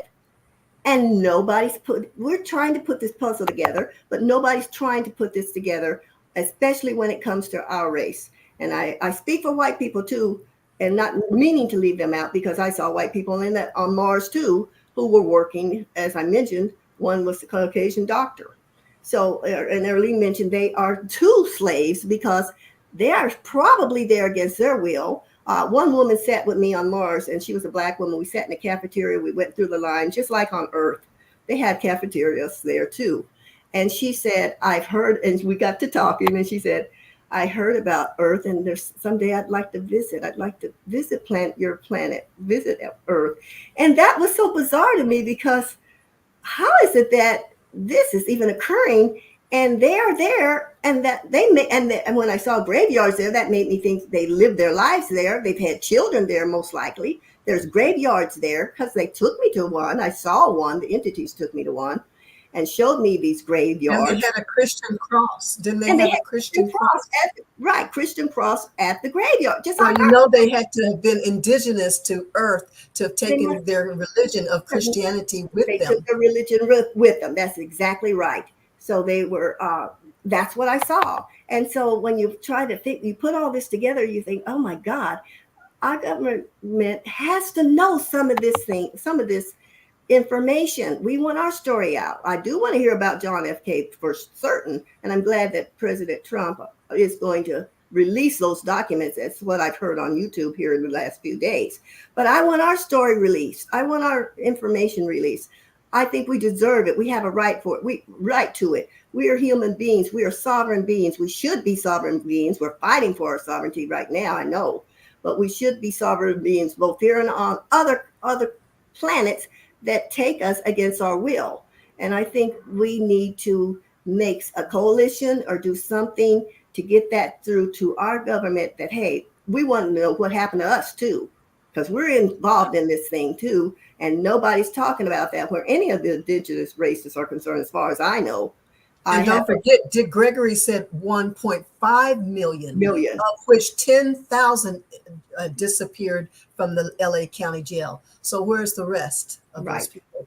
And again, we do believe that his hypothesis has some validity, that they're being used for body parts, but we don't believe that many are being used for body parts. We believe they're being taken away. Like you said, it's an onion, and it's a hard one to get into. It's a hard, the secrecy, as far as getting the government to tell you anything is not going to happen. Yeah. Because they're so compartmentalized. These are Black projects. And like Shurlene said earlier, our tax dollars pay for these Black projects. And it's going to take, probably an act of Congress, as they say, to get these documents declassified and released. But like Shurlene also said, at some level, at some point, they have this information. They know where these 1.5 million Black men went. Here's the best part. The best part about it all is that disclosure, when disclosure comes, in my eyes, the theory I have is that everything changes. So governments and that whole thing is going to be a thing of the past, of afterthought. Like, and then maybe we get at that point, because it's dissolved and we've recreated something new, then maybe we get access to all the secret files at that point. Maybe that's a thing in the new day, that we can all dive into those archives and really discover all the, because we know there's been a million bad things that the government has been caught doing, with exposing soldiers to nuclear tests and in the whole syphilis thing from back in the day, MK Ultra. These are things they were caught doing. So imagine the things that they have yet to be discovered, and that could be leading in the secret space program. If they're aware that people are being abducted and they're letting it happen, that's also a totally negative thing. And then going to the point, like you said, 10,000 Black men disappeared, and then that's just in that incident. And then you mentioned there's probably millions of people actually there is a number. There's something like I want to say, when I checked last, it was like 600,000 people just in the United States go missing every single year, and that includes us Black folks, that includes every other race that lives here, kids, adults, all across the board. And then the question is, well, where are they going? Are they being sent off to Mars? That's one theory with the secret space program. And my belief with Mars is that definitely, I don't know about today, if things live there, maybe the rover isn't showing us really what's going on there, but I know for sure we used to be there, and it's going to be interesting to find out what how deep that goes. But what I do want to do, because we got only about 5 minutes left, I want to make sure you guys talk about the book. If you would go ahead, spend the time talking about the book as well. Okay, our book is called Let me see if I can get it From the Motherland to the Mothership. And it's on Amazon, and it's got a 5-star review, and we have other great reviews about the book.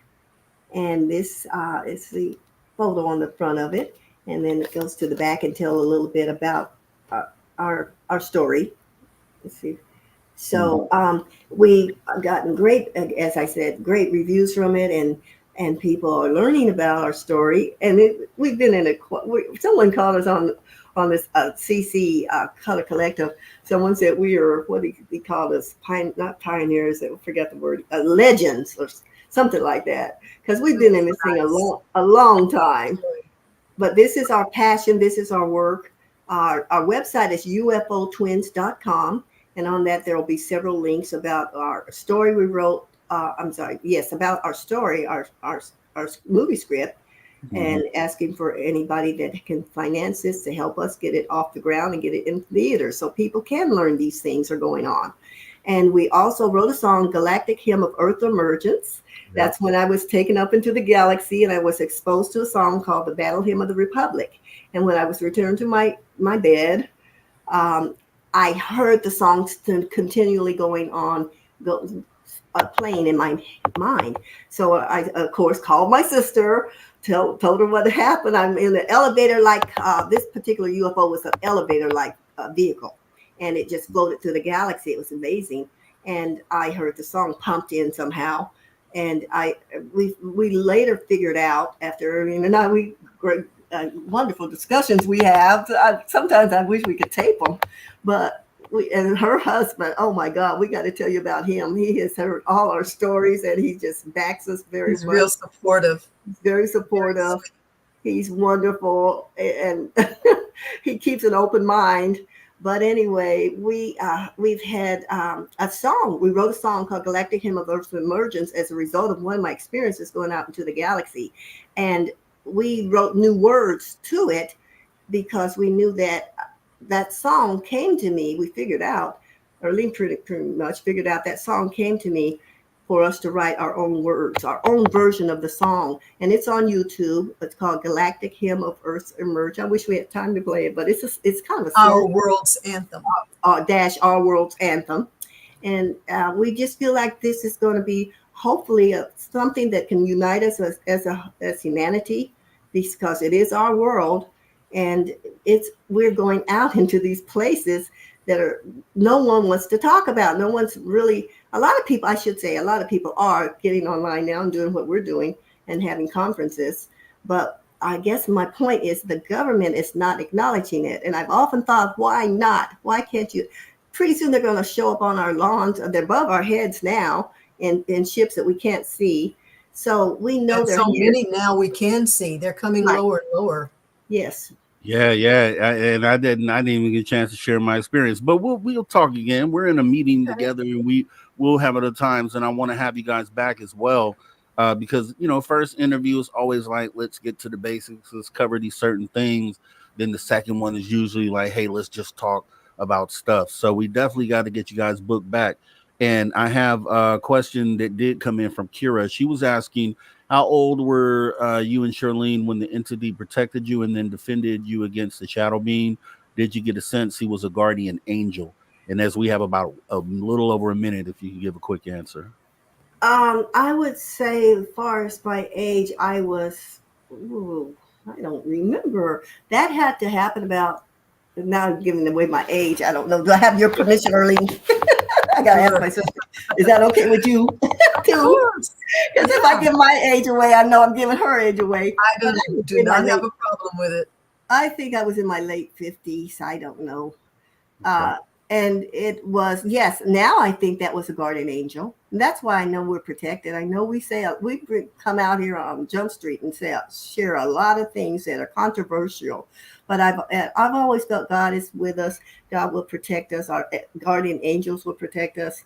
I talk with them like I'm talking to you. And that's my belief. And so I don't have any fear. And I feel honored and blessed that this came into my life as part of my life, part of our lives, and part of our mission. I think this lifetime, we think this was our mission when we incarnated here, because we're both having some element of these experiences going on that we can share with people and maybe help educate and help them to lose some of the fear that they may have, because they're here and they want us to know it.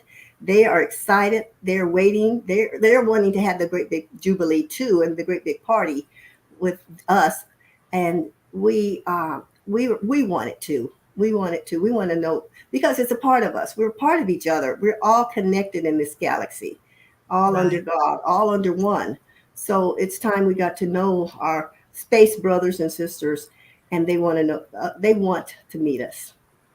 Well, that is so awesome. I'm so glad you guys came and brought, new perspective to the conversation.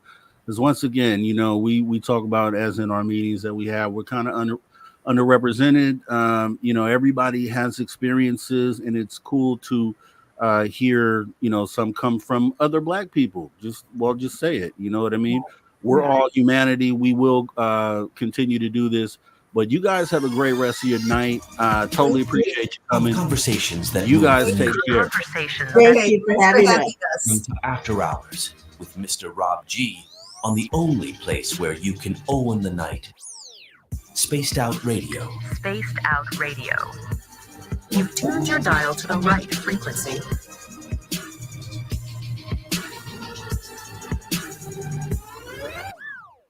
All right, we are clear. Thank you, Earlene and Shurlene, UFO twins. Excellent conversation. We're going ahead, going into break. I will see you guys. Don't go anywhere. Hour number 3 is going to be smashing. See you in a moment.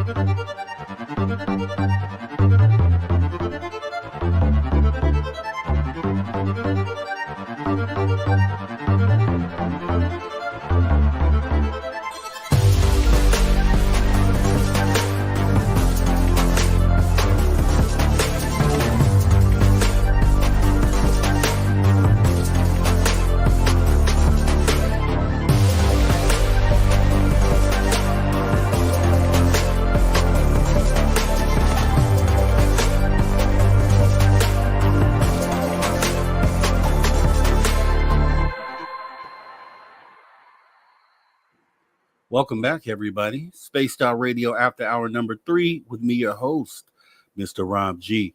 And we were supposed to get into some paranormal report, but we don't have Jax at this moment. She may come in. So we're going to jump into some other stuff here as we come back from break. Yep, here we go. All right, everybody, welcome back to Spaced Out Radio After Hour number 3 with me, your host, Mr. Rob G. Yes, as it stands, we're going to go ahead and jump into a couple things here. I think what we'll do is we'll pull out some Steve Stockton. That's what we'll do. We'll pull out some Steve Stockton among the missing, because I know we have some, definitely some stuff we can play from that. As we have a fantastic hour number 3, we got some things planned, some quotes. Actually, you know, Joe Rogan had Lou Elizondo on recently, and I clipped a couple of quotes and comments from that show that I definitely want to play here, some sound bites. So we'll be playing those here in a moment, and kind of going over, you know, the whole idea behind what it is that he was saying. You know, there's some things, it depending on how much Lou knows. If he knows what he's alluding to, then I think there's definitely a serious conversation that has to be had. So we're going to be doing that. Let me go ahead and prepare us for some Steve Stockton here.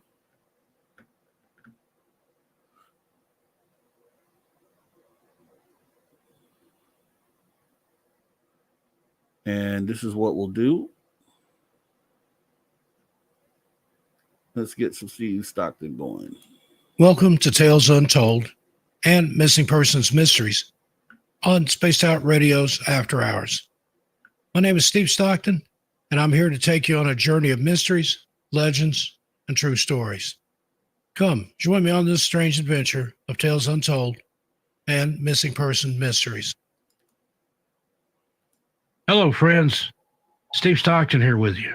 Now, for some, a walk in the wilderness can be the perfect getaway from everyday life and a chance to reconnect with Mother Nature. For others, the great outdoors can be a dangerous place, and unfortunately, is a place where many people meet their end or just mysteriously vanish. Here are cases for you to consider. Randy Rasco. On November 19th, 2015, park rangers at the Mammoth Cave National Park in Kentucky noticed that a car had been sitting in the car park for around 2 weeks. This immediately set off warning bells, and after doing some digging for information, they discovered that the car belonged to 40-year-old Randy Rasco. As the car had been there for quite some time, the park rangers set about searching for Randy right away. But when he couldn't be found in or near the parking area, they opened an investigation and widened their search. Park rangers and investigators contacted Randy's family to see if they had spoken to him, but chillingly, they had been out of contact for a few months. According to his sister Sherry, up until May 2015, everything was normal. On a regular basis, he was doing his normal things, hunting, fishing, and kept in contact with our brother who lived close to his Bowling Green apartment.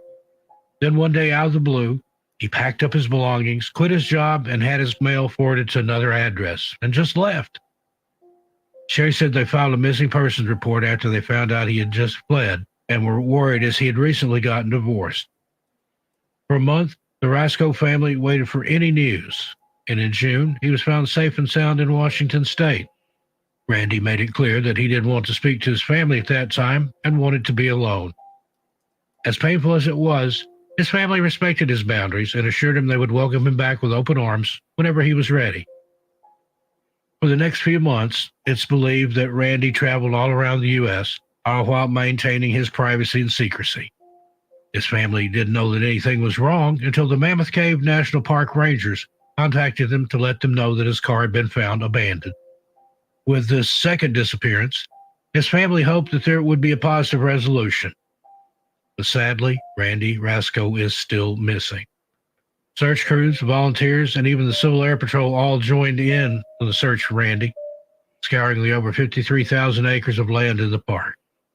Despite their best efforts and multiple searches, no sign of Randy has ever been found, and his car is the only clue we have in terms of his mysterious disappearance. Randy Rasco is described as a white male, 6 foot 2 inches tall, with black hair, hazel eyes, and a slim, athletic build. Anyone with any information is asked to please contact the Mammoth Cave National Park at 270-758-2180. Catherine Van Alst. 8-year-old Catherine Van Alst disappeared from Devil's Den State Park near Arkansas's Ozark National Forest when she and her family were camping. Catherine apparently was playing with her brothers when she wandered off and got lost. What makes Catherine's disappearance remarkable is she was found 6 days later. When found, she was wandering the woods and was eerily calm. University of Arkansas student Porter Chadwick was part of the search party that found Catherine. He told the Pittsburgh Press that when he found her, he walked stoically out of a cave and just said, "Here I am." Many other hikers have gotten lost in that part of the Ozarks and haven't been as lucky as Catherine. A grown woman was lost there for 17 days and died just 50 yards from the road. How did Catherine survive in the woods for 6 days? Did someone take her only to return her 6 days later? Or is there an explanation of this story that we simply can't comprehend? Either way, someone or something might just be lurking in Devil's Den. Kenny Veach. 47-year-old Kenny Veach mysteriously disappeared in the Mojave Desert in Nevada on November 14, 2014. Kenny was hiking near Area 51 and was looking for cave systems and mine shafts. Kenny has uploaded several videos to his YouTube channel under the username Snakebit McGee, where he describes entering a cave with an M-shaped opening. He wrote in one comment, "That ain't nothing. I'm a long-distance hiker. One time during one of my hikes out by Nellis Air Force Base, I found a hidden cave. The entrance to the cave was shaped like a perfect capital M. I always enter every cave I find, but as I began to enter this particular cave, my whole body began to vibrate. Suddenly, I became very scared and hightailed it out of there. That was one of the strangest things that ever happened to me." Now, these videos gained popularity following his mysterious disappearance, and in these videos, he does indeed talk about how his whole body vibrated and he felt scared upon entering this mysterious M cave. Armed with a gun and a camera this time, Kenny headed back out to the M cave on November 10th, 2014, hoping to get a better look inside. However, Kenny never returned home. Although he was a very experienced hiker and outdoorsman, Kenny rarely took a map or GPS device with him on his hikes. According to his family, on the day of his disappearance, he told them that he would only be gone for a short overnight trip. But then when he didn't return home, they immediately called the police. Police, volunteers, and search and rescue teams all scoured the area where Kenny was last known to have been, and on November 22nd, 2014, volunteers found Kenny's phone. According to those volunteers, the trail went cold soon after they located his phone, and there have been no signs of Kenny ever since. At the time of this episode, the mysterious disappearance of Kenny Veach is very much alive in true crime and paranormal circles, but it appears that we are still no closer to uncovering the truth. Awesome stuff. Thank you so much, Steve Stockton, with Tales Untold and Missing Persons Mysteries. Definitely want to go to his YouTube channel. Those are two different channels, by the way. Tales Untold is a YouTube channel, and then also Missing Persons Mysteries, which is where this selection is from that we just listened to.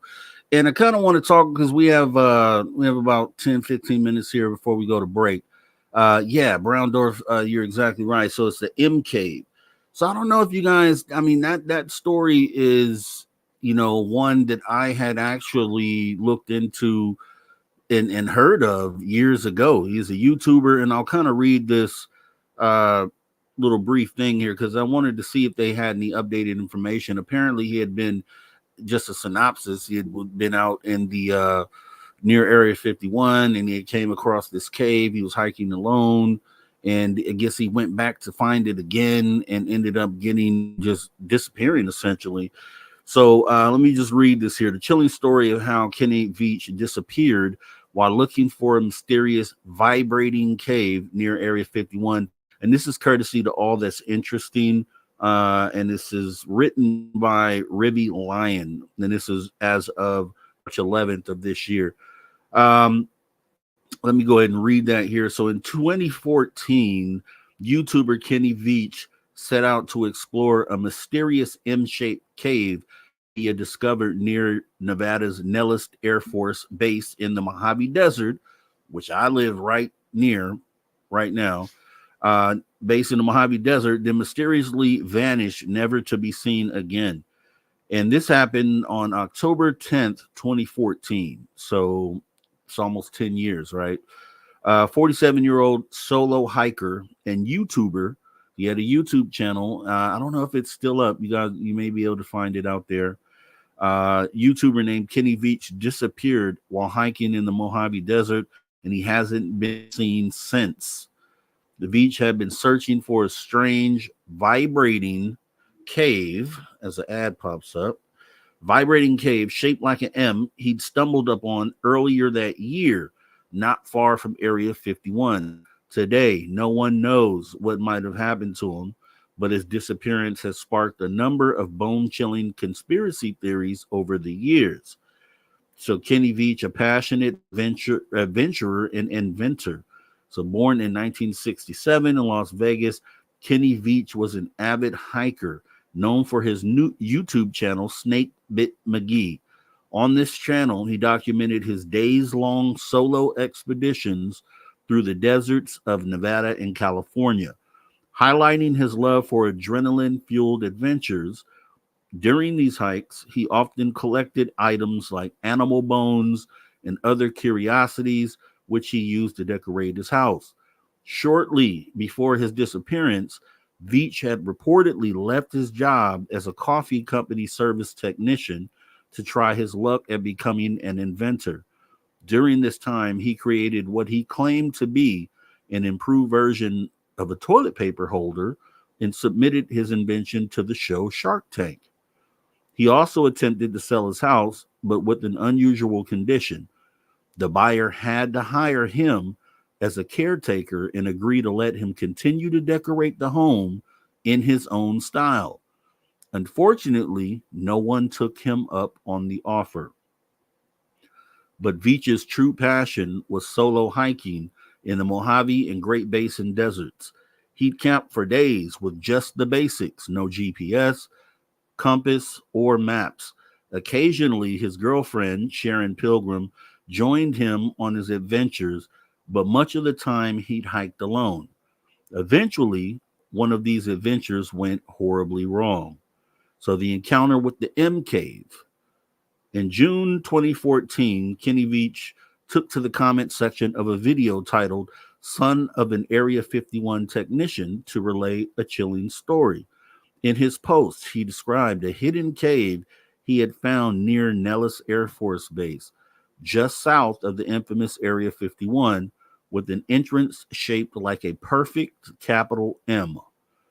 As soon as he entered the cave, he claimed he felt unusual vibrations throughout his body, coupled with an indescribable fear.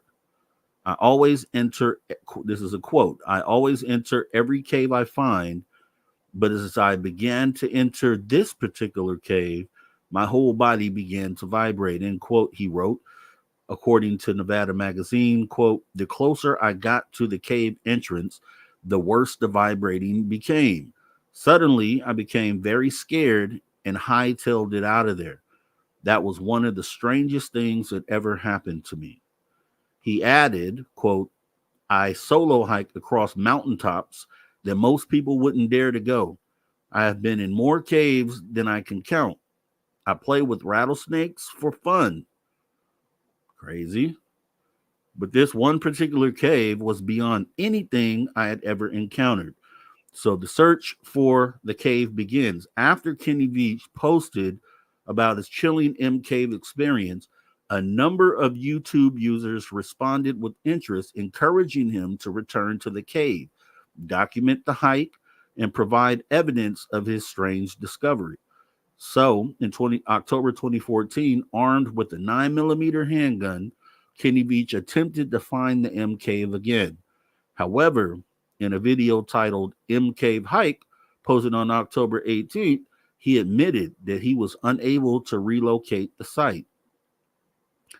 Said, quote, I found a tarantula, a tortoise, and a ram, but I could not find the cave, he wrote on social media. According to The Sun, disappointed YouTube users flooded the comment section criticizing Veach for not proving his original claim.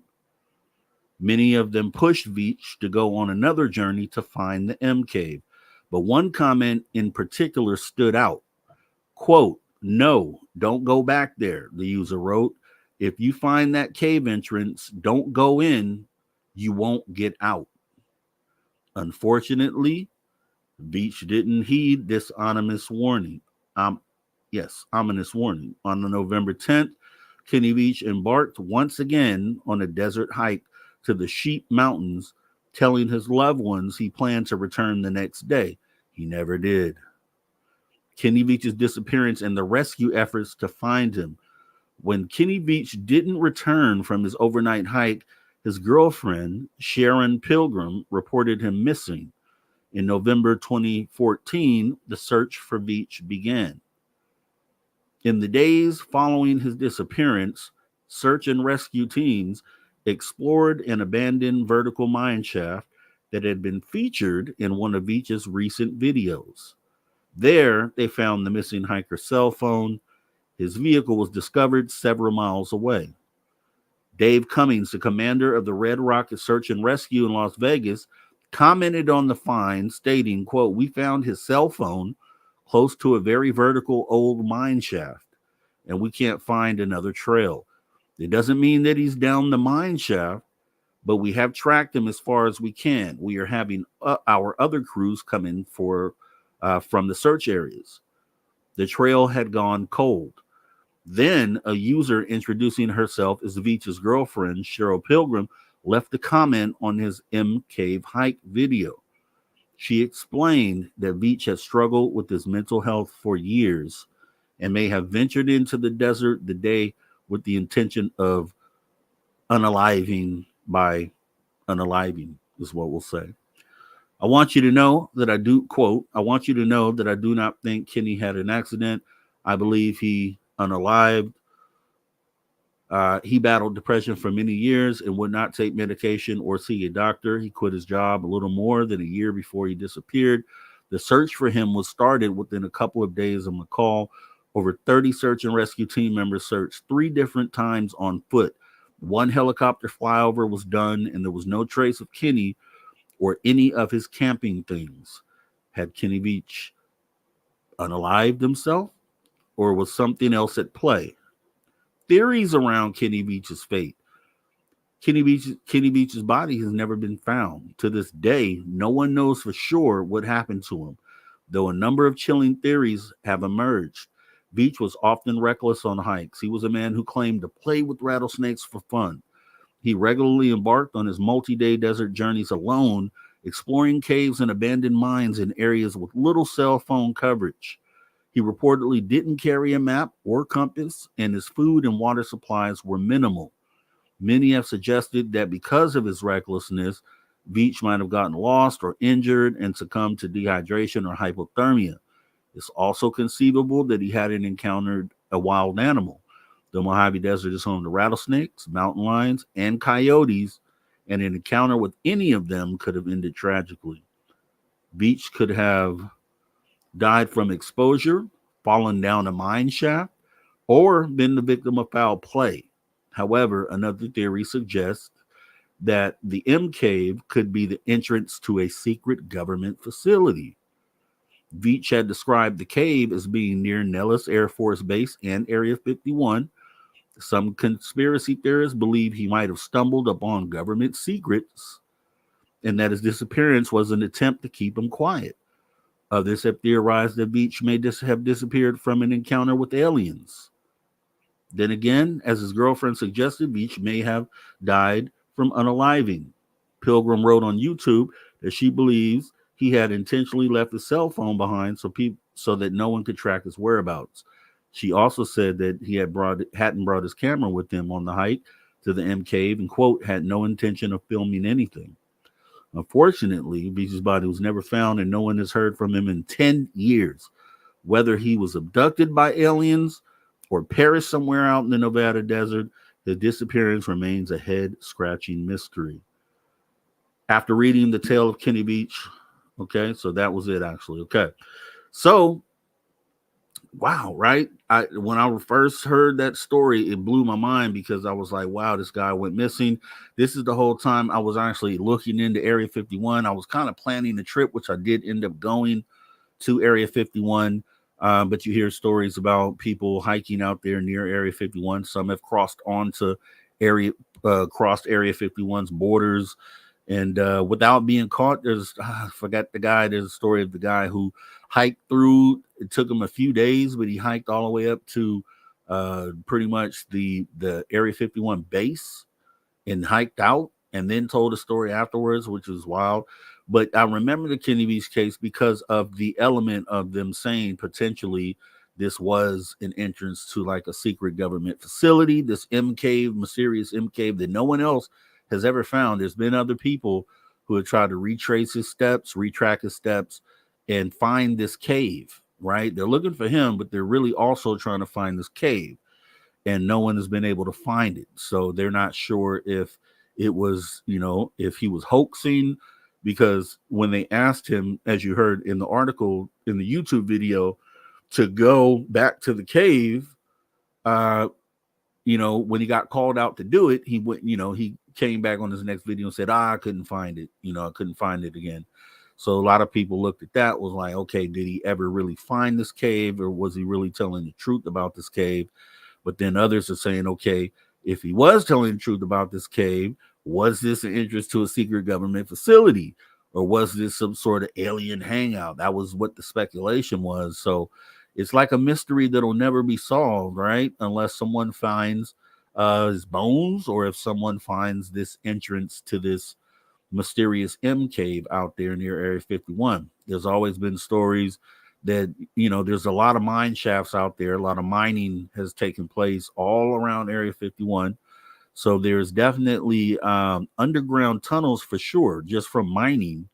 And they're, some people have theories that those tunnels run to the base, right? Or run from the base to other locations. I don't know about it running all the way across the country. I think somebody said would run to like New Mexico or Dulce, the base in Dulce. I don't know about all that, but we do know for sure that there are caves down there from the miners when the caves were active. So who knows? I mean, maybe he did encounter a cave and he was taken, and just as we talked with our guests earlier today with Earlene and Shurlene, talking about Black people coming up missing and just people in general coming up missing, and being taken into, I guess what some people say is secret space programs. And I'm not saying any of that is true because we don't know, right? We're just speculating. There's been stories out there, and then that's kind of where we'll leave that. So it's intriguing, interesting at the very least. There are a lot of videos out there. I'd say wait till after this show, obviously, till this show concludes before you go researching. But I'll tell you, the Kenny Beach rabbit hole is a deep one. I don't know. I don't know what became of him. You would think though, at some point over 10 years, with so many people that go out there and have searched for him purposely, and then people who just go out there for experiences and try to see UFOs or try to find other things, that at some point maybe something would have been found, but yeah, not at this time.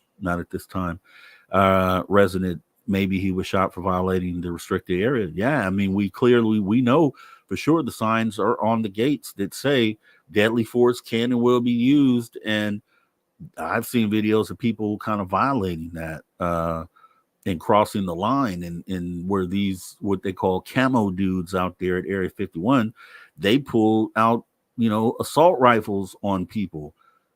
Crazy. So it's like, what are they hiding?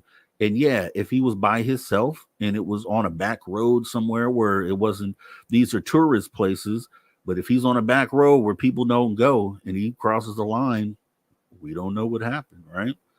So with that being said, we're going to go ahead and get ready to take a break. So you guys stick around because we have some stuff regarding some comments Elizondo made on Joe Rogan podcast that I think were pretty compelling. Just some things to talk about, and I want to point out. We'll do that and more right here on Spaced Out Radio. You guys don't go anywhere. Make sure you stick around. I'd love to hear what you have to say about it. We will be right back.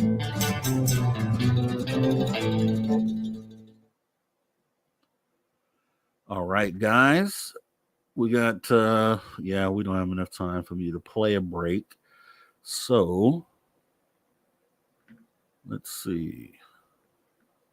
Yeah, I'm going to go through some comments here as we wait for this here. Area 51 is in the building. Rob G always bringing the effing heat, never to sleep. You gotta trademark that, Area 51. You gotta trademark that, man. Somebody's gonna steal that from you, and you're gonna be mad. Definitely, always bringing the heat. We loved it. Pat Simi says, "I've always wanted to go to the little alien." I guess I could tell my Area 51 story real quick. I did go. So back before I moved down here to Southern California, I used to live in Sacramento, up north, which is about 2.5 hours from Reno, like right off on the 80. So normally people from Sacramento, when they go to Las Vegas, they go down to Southern California, here to where I live, Bakersfield, and then they cross over from here and go over to Las Vegas. It's the normal route people take.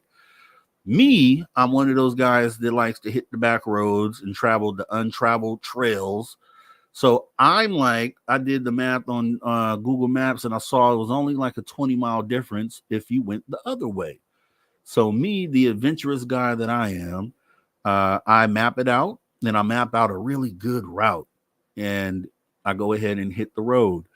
I had already at this point been researching Area 51. I looked into a lot of Area 51 videos and the camel dudes who patrol the area and kind of how they don't like you to even get close. And there's all sorts of wild stories. It's the BLM land outside of Area 51. First of all, that's free land for us to, camp or do whatever we want.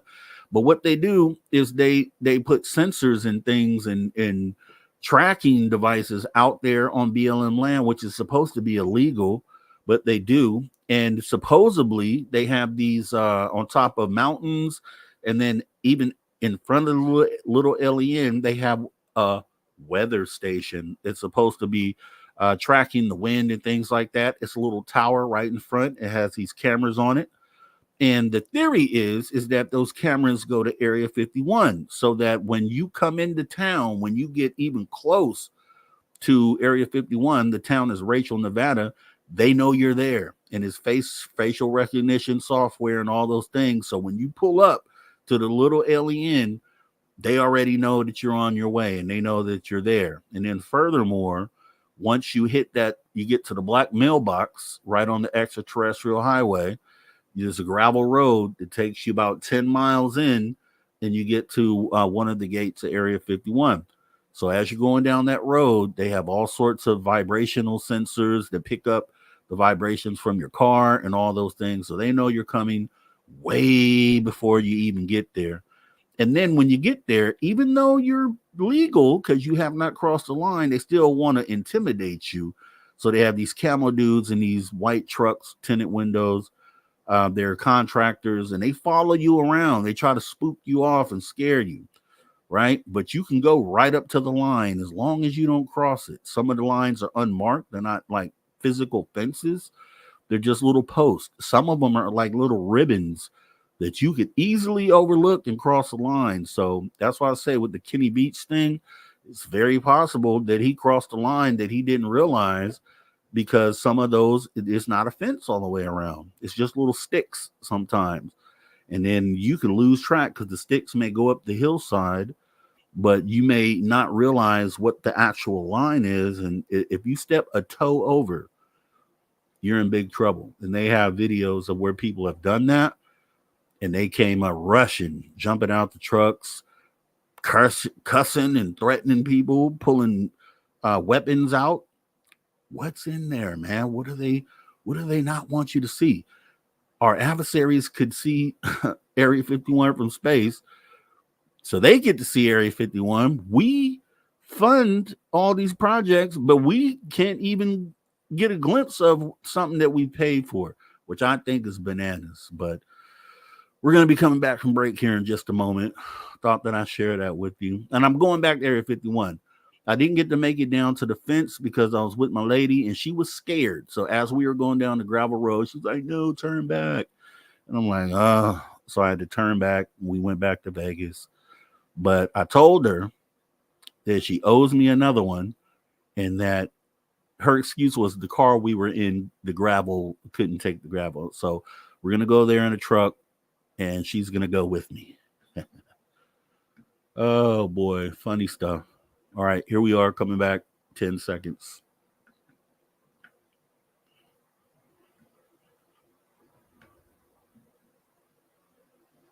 All right, everybody, welcome back to Spaced Out Radio. This is actually hour 2.5. I think I said that an hour ago. What am I talking about? Definitely appreciate you guys coming back as we go ahead and get ready to get into the last stretch of the show. It is going to be a good one. I mean, I'm going to want some of your participation in this. Maybe you guys respond to some of this that we're about to listen to, but I wanted to go into Lou Elizondo and some of the things that he said on the JRE podcast, because Lou is everywhere right now. We've talked right here on this very show about the book and what our thoughts were on it, and I still stand by it. There's a lot, and let me say this before we actually get into the clips. I'm looking around and I can appreciate a skeptic. I love skeptic. My sighting, when I first had my sighting, before I ever sent it off to MUFON, I put it out on Twitter for the skeptics. I tagged skeptics. I tagged Nick West. I wanted skeptics to look at my sighting and kind of, so we could have that conversation. As I said before, skeptics with open minds is what I appreciate. And that way we can both kind of spitball and figure out what's going on. What is this, right? So with that being said, we had a situation where Lou Elizondo came out with this book. The stuff he said in the book, a lot of people looked at it. Skeptics were like, oh, he didn't really say anything. It's the same old same. You guys are buying, being sold the same thing that you've heard before. And you heard me already say, yeah, it's the same story, but it's deeper than that. It goes deeper. And it just showed me that either one, skeptics didn't read the book, or two, a lot of these skeptics are clinging at last minute. They're clinging for anything they can to kind of fuel their argument for, why these things aren't real. And then I'll say this too. Another thing is that because I go to these skeptic channels and shows and I watch because I want to see the skeptic opinion, right? Because I can appreciate it. But what I'm finding out is that, they love to say how ufology is a cult. They hang on words of like Sean Kirkpatrick, who says, oh, this is a cult. It's like religious based sort of thing. And I told you the other day, the way that I feel about that is, yes, there is a definitely on the believer end of this, a religious side to ufology, which are just the believers who don't need any evidence, who just believe anything that's said or anything they're told, no critical thinking. Then you have a believer that's open-minded and can be shown, okay, this may not be what it is, and can understand that. So, right. So we're in that little thing right there, but I'm understanding that these skeptics are so closed-minded and they are scratching and searching for anything to kind of keep their argument going. But it's a beautiful thing to see because it's showing me that they're running out of fuel and there's nothing really left for them to cling on to or use. They're making the silliest things. And then they're pointing to like they're attacking personal things about Lou Elizondo. Their arguments are all, based on if they like Lou, they didn't like Lou did this, they didn't like Lou said that. And they're doing that with all the people that come out. They're trying to pick personal things about these people. And it's like, okay, where's the real argument? But they call ufology a cult. And I looked at the skeptical side and I realized how much they were a cult. They're skeptics against and said UFOs aren't real. However, they congregate together to talk about UFOs, which is so funny to me, right? If you don't believe UFOs are real, if you don't believe that they're here visiting, then why are you guys getting together to talk about UFOs? Granted, it's getting together to talk about UFOs to say they're not real, but still, you are obsessed. You're being obsessed and driven with an obsession to still talk about UFOs. So you got to kind of look at that. That's a cult-like mentality to me, if you want to look at it. So I just want to say that because something that was on my mind. But let me go ahead and get into some of these quotes that I have from Lou Elizondo. Let me bring up the little slide because it shows, gives you a visual for the radio audience out there. It's just a slide of Lou Elizondo's appearance on the Joe Rogan show. And I'm going to play a couple of these clips, right? Fair use. They're only like a minute each, and it's audio only. So hopefully we should be okay with this. And let me go ahead and go with the first one. Let me actually preface it. So Lou Elizondo talked about, Joe Rogan asked him if there was any, sightings that he was aware of that maybe we hadn't heard of that were compelling. And he goes into talking about a USO, which is a underwater submersible object. So it's just a UFO that's underwater. And he talks about a story that I hadn't really heard before, but just the visual of it is mind blowing. So I'm going to go ahead and play that right now, and then we'll talk about it after the clip. So here we go. There is a video, high resolution video of, I can't say what platform it was taken from. I can't say where it was taken from, okay. But an object that, do you know how large an offshore oil derrick is? They're huge, right? Yeah. They're almost like a small city, right? They're like one city block. They're huge. They're enormous things. There is a video that shows one of these objects underwater that goes by. The speed was calculated between 450 and 550 knots underwater, and it was bigger than the offshore derrick that it was passing, because you could see in the video the offshore derrick, and you could see this thing zip right by it. Jesus is right. Did you hear what he said? So an object underwater that was going up to 500 knots zip by an oil derrick. And if you don't know what those are, they're the offshore oil platforms that are huge. And I actually have a picture of one that I wanted to bring up so you can get an idea. But you heard what he said. He said this thing that was bigger than the oil derrick on video that he's privy to zip past this oil derrick, and it was bigger than the oil derrick, like the size of a small city. I'm going to show you what one looks like so you can get a visual. And for everyone out there in radio, these oil platforms out there, if you're familiar with the movie, I think Armageddon, if you know Armageddon, they were working on one of these things out there in the middle of the ocean. You see them in the Gulf of Mexico, other places. But I'm going to show our video viewers here what that looks like so you can get an idea. And this is what they look like, right? Let me go full screen on that. This is huge. So imagine that. That is a huge prospect. So he said something bigger than this,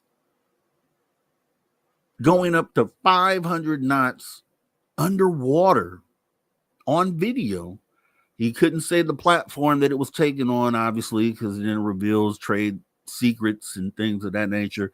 But imagine that, something bigger than this that is underwater going 500 knots.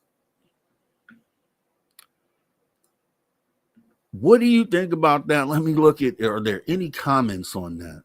Are there any comments on that at all? Yeah, Magneticus. I thought minute missiles were big until I seen one in real life. It was like a tiny hot dog in the hallway. Right. Okay, now we're talking, think of a submarine. Submarines are huge. This is way bigger than a submarine, lengthwise and widthwise as well.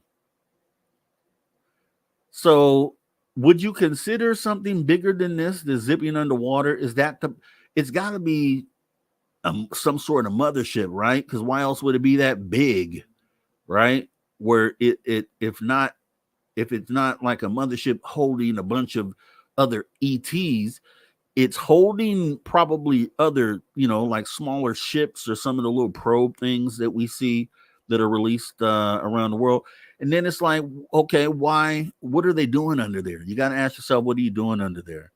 And I know Richard Dolan is, writing a book about USO. So I'm hoping he maybe has attacked the story, or since he's still working on it, on the book, that he's heard this story now, since, Lou talked about on Rogan, and he kind of looks into it, maybe includes this one in his book. Because I hadn't heard of anything that big underwater, that had been cited, or, that our government has knowledge of. And Elizondo goes on to talk about how, obviously the videos that, which we've heard him say before, the videos that have come out, the gimbal, go fast, those videos, the tic tac videos, that those are obviously low hanging fruit, and like some of the ones that were okay to release.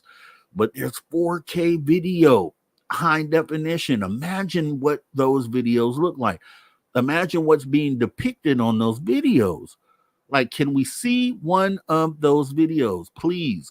Can we please see one? Just show it. You don't even have to make a statement with it. Just show the video. You don't even have to say ETs are real. We have spaceships. We have bodies. You don't even have to say that. Just let the video come out and let the video do the talking.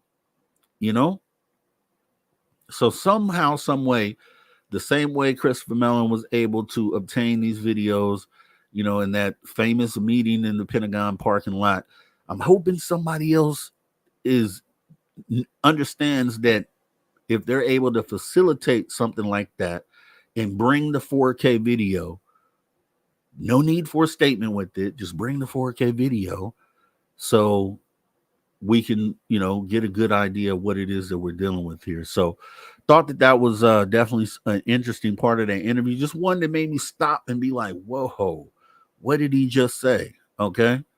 So let me see. Magneticus was a radar or laser user clock speed. He didn't really go into it. I guess there's the methods. It goes into how they track that. And then if they say, how they track the speed, he just said what the speed was, which is bananas underwater, 500 knots. And they said, which I didn't get the clip of, but he said during the interview that, there's been submarines. I guess he asked some of these submarine operators who said that they come in contact with weird things under there. And he asked them, what do you do when you encounter them? And the submarine drivers or operators said they just go around, right? And so that's a whole nother thing. So I think USOs is, and I can't wait for Dolan's book, because I know he's doing good research on that. And I really hope he's coming with the goods on the actual details of the story. So Richard Wilson, I mean, it could be this info. I mean, all we can do is what if you find out, Richard Wilson, that it's not disinfo though? What if you find out that it's true? Then that means you were the disinfo, or the perspective is the disinfo, because you gotta, if you think Lou's out there spreading disinformation, which he could be, we don't know.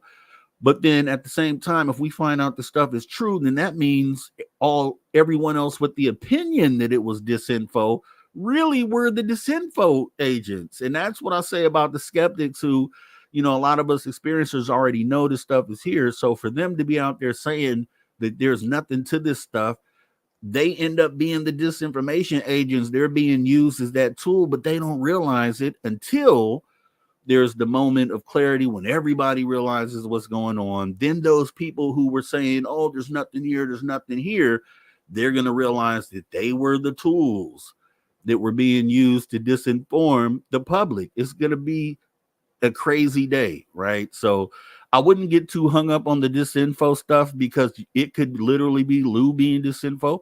It could literally be skeptics being used as tools for disinfo, or people who don't believe in Lou's story being used as disinfo, as reverse psychology. I mean, come on, man.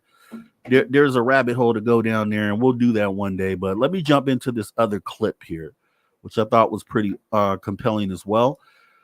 So, yeah, the oil derrick, wrap your mind around that one. I definitely recommend go watching that full interview, but this is the other clip. This is one that I wanted to get into. And I have a guest that we're supposed to have booked here shortly who will probably look at this clip again when he comes on. But it's about essentially the UFO intent. So once again, this is only about a minute clip. So Joe Rogan, don't flag us for this. We're just trying to give commentary and kind of expand the view on this particular clip. But here we go. We cannot prove that they're not here to do something bad, but what we do know is that they can interfere. They're very interested in our military capabilities, and they have interfered with our nuclear capabilities, right? Mm-hmm. From a military perspective, that looks an awful lot like something we call IPB, initial preparations of the battle space, or perhaps even ISR, intelligence, surveillance, and reconnaissance. Whenever we're going to go into a foreign country and invade, we do long-range surveillance. We want to know how the enemy operates, how they react. So even if there's a 2% chance, 5% chance that these things are here to do something malevolent, right? Mm-hmm. Then we probably should not tip our hands to the fact that we are aware of it publicly, because what happens the moment that the bad guys in a foreign country find our surveillance team over the border? We've got 12 hours. We got to invade, because the element of surprise is now over. So some may feel in the government the mere fact of acknowledging this, if there is some sort of malintent, may push up artificially a clock that exists somewhere for these things to say, okay, the foolish humans are now, the cat's out of the bag. They know we're here. We need to go in now. Yeah. So he said this again, obviously. He said this in the book, that specifically, and I'll read it again because I don't want to misquote, but a person highly placed in the U.S. government, person who knew the truth the government has withheld all these years, asked him, do you realize that talking about this issue so openly, you are accelerating the chances that we will be invaded? And so he gives that perspective of what the potential intent is, that he looks at this and he recognizes some of the characteristics of the phenomenon, because I'm sure as the leader of ATIP and a lot of the stuff that he looked at, that he's seen patterns and traces. We had our guest here on the After Hours, Tom Conwell, who, if you go back in the archive, I think it was back in February, I just aired it on my channel, which is at Mr. Rob G YouTube, where he shows a map that he curated. That essentially he took all the sightings and encounters and marked them on a map with little pins. And you saw a lot of clusters of activity on the coastlines. And, just like Lou said, preparing the battlefield for potential invasion, I guess, essentially is what it could be looked at, and not saying that's what's going to happen. He's essentially just saying that it's something you should be aware of and notice the characteristics and potentially prepare for something like that. Because why wouldn't you? Why wouldn't you be prepared, right? Instead of looking at this as love and light and no, there's nothing bad that could ever happen. And then the day comes and they slap something bad on your lap, you're not going to be prepared to do anything. So just having the mindset, the reactive mindset, right, to kind of look at this, I think is key. But just the traits, characteristics of what they're seeing. And then, like I said, with Tom Conwell, that map with all the stuff on the coastlines, we know in war, and a lot of people say don't try to put the human experience into the alien experience. It may not translate, and I understand that. But at the same time, just kind of looking at it, we have submarines underwater off the coast of adversarial targets or interests, or the flip side, we have subs right off the coast of allies as far as being in range to protect. So you could look at it as either or. And the thing is a good thing or a bad thing, but the thing is to look at it as both, right? To consider both sides of it. Because coming into it, like I said, you got to have an open mind. And if you do have an open mind, then you can be open to looking at both sides.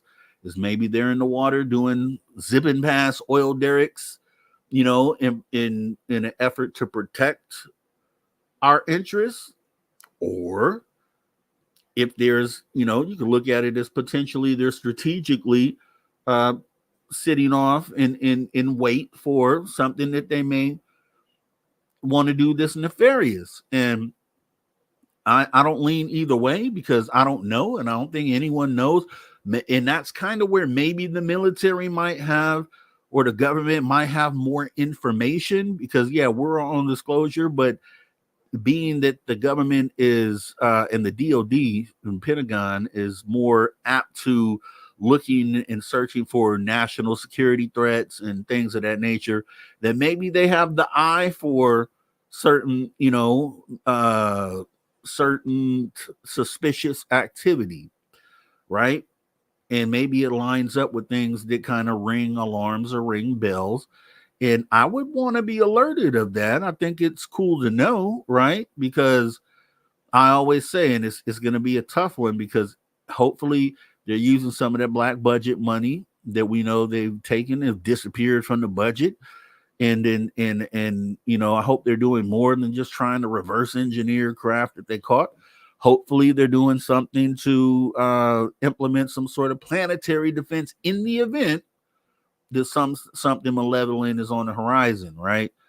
It's just something that we have to do. You got to be prepared. And I'll say this, I used to look at Doomsday Preppers 10 years ago when the show was popular. I used to watch it, but I used to look at it like, oh man, they're preparing for the collapse of the economy. They're preparing. And I used to think the things that they were preparing for, prepping, was so far out that they would never happen. I'm like, that'll never happen. The society is too strong, which was a disillusion, because as we saw in just this little pandemic situation, we saw everything collapse within days.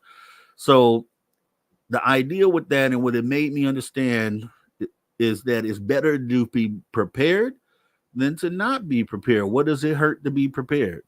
So you got to look at both sides of that.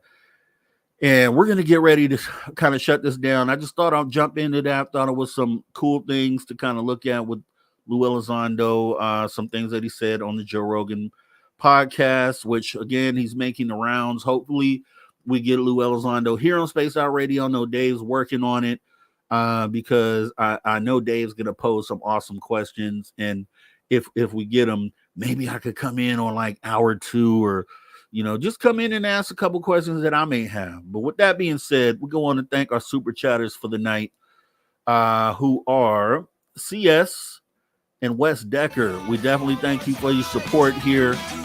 We thank everybody for coming on out tonight as well, right? We definitely want to thank everybody tuning in from around the world. We totally appreciate you tuning your frequency to Spaced Out Radio, where we do what we do best. And what's that, you ask? Guys, we own the night. We always own the night. Stay curious. Stay open-minded, right? Share this show. Invite skeptics in. We need each other, right? So definitely want to thank you guys for all coming. Awesome show tonight. Thank you to our guests tonight, Earlene and Shurlene, UFO twins. Brand new perspective. We love it.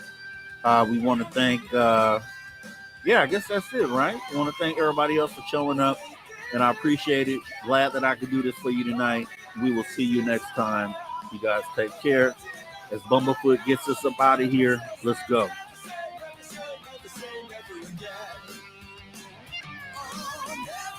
Never say never again.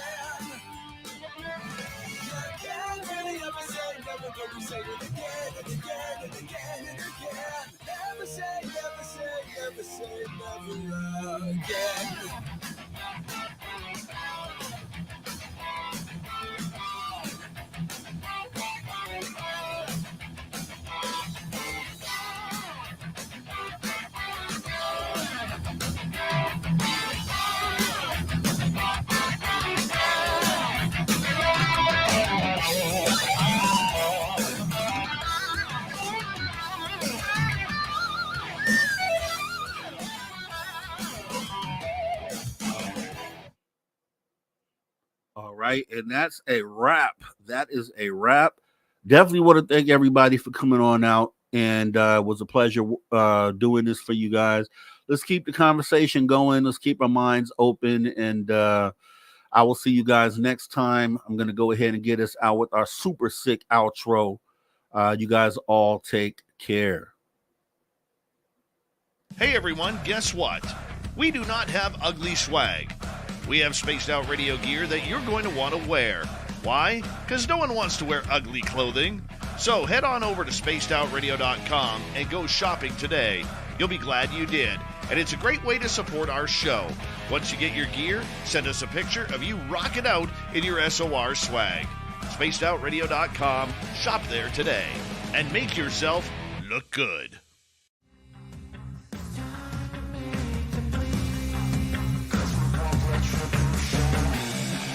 Cause we want retribution.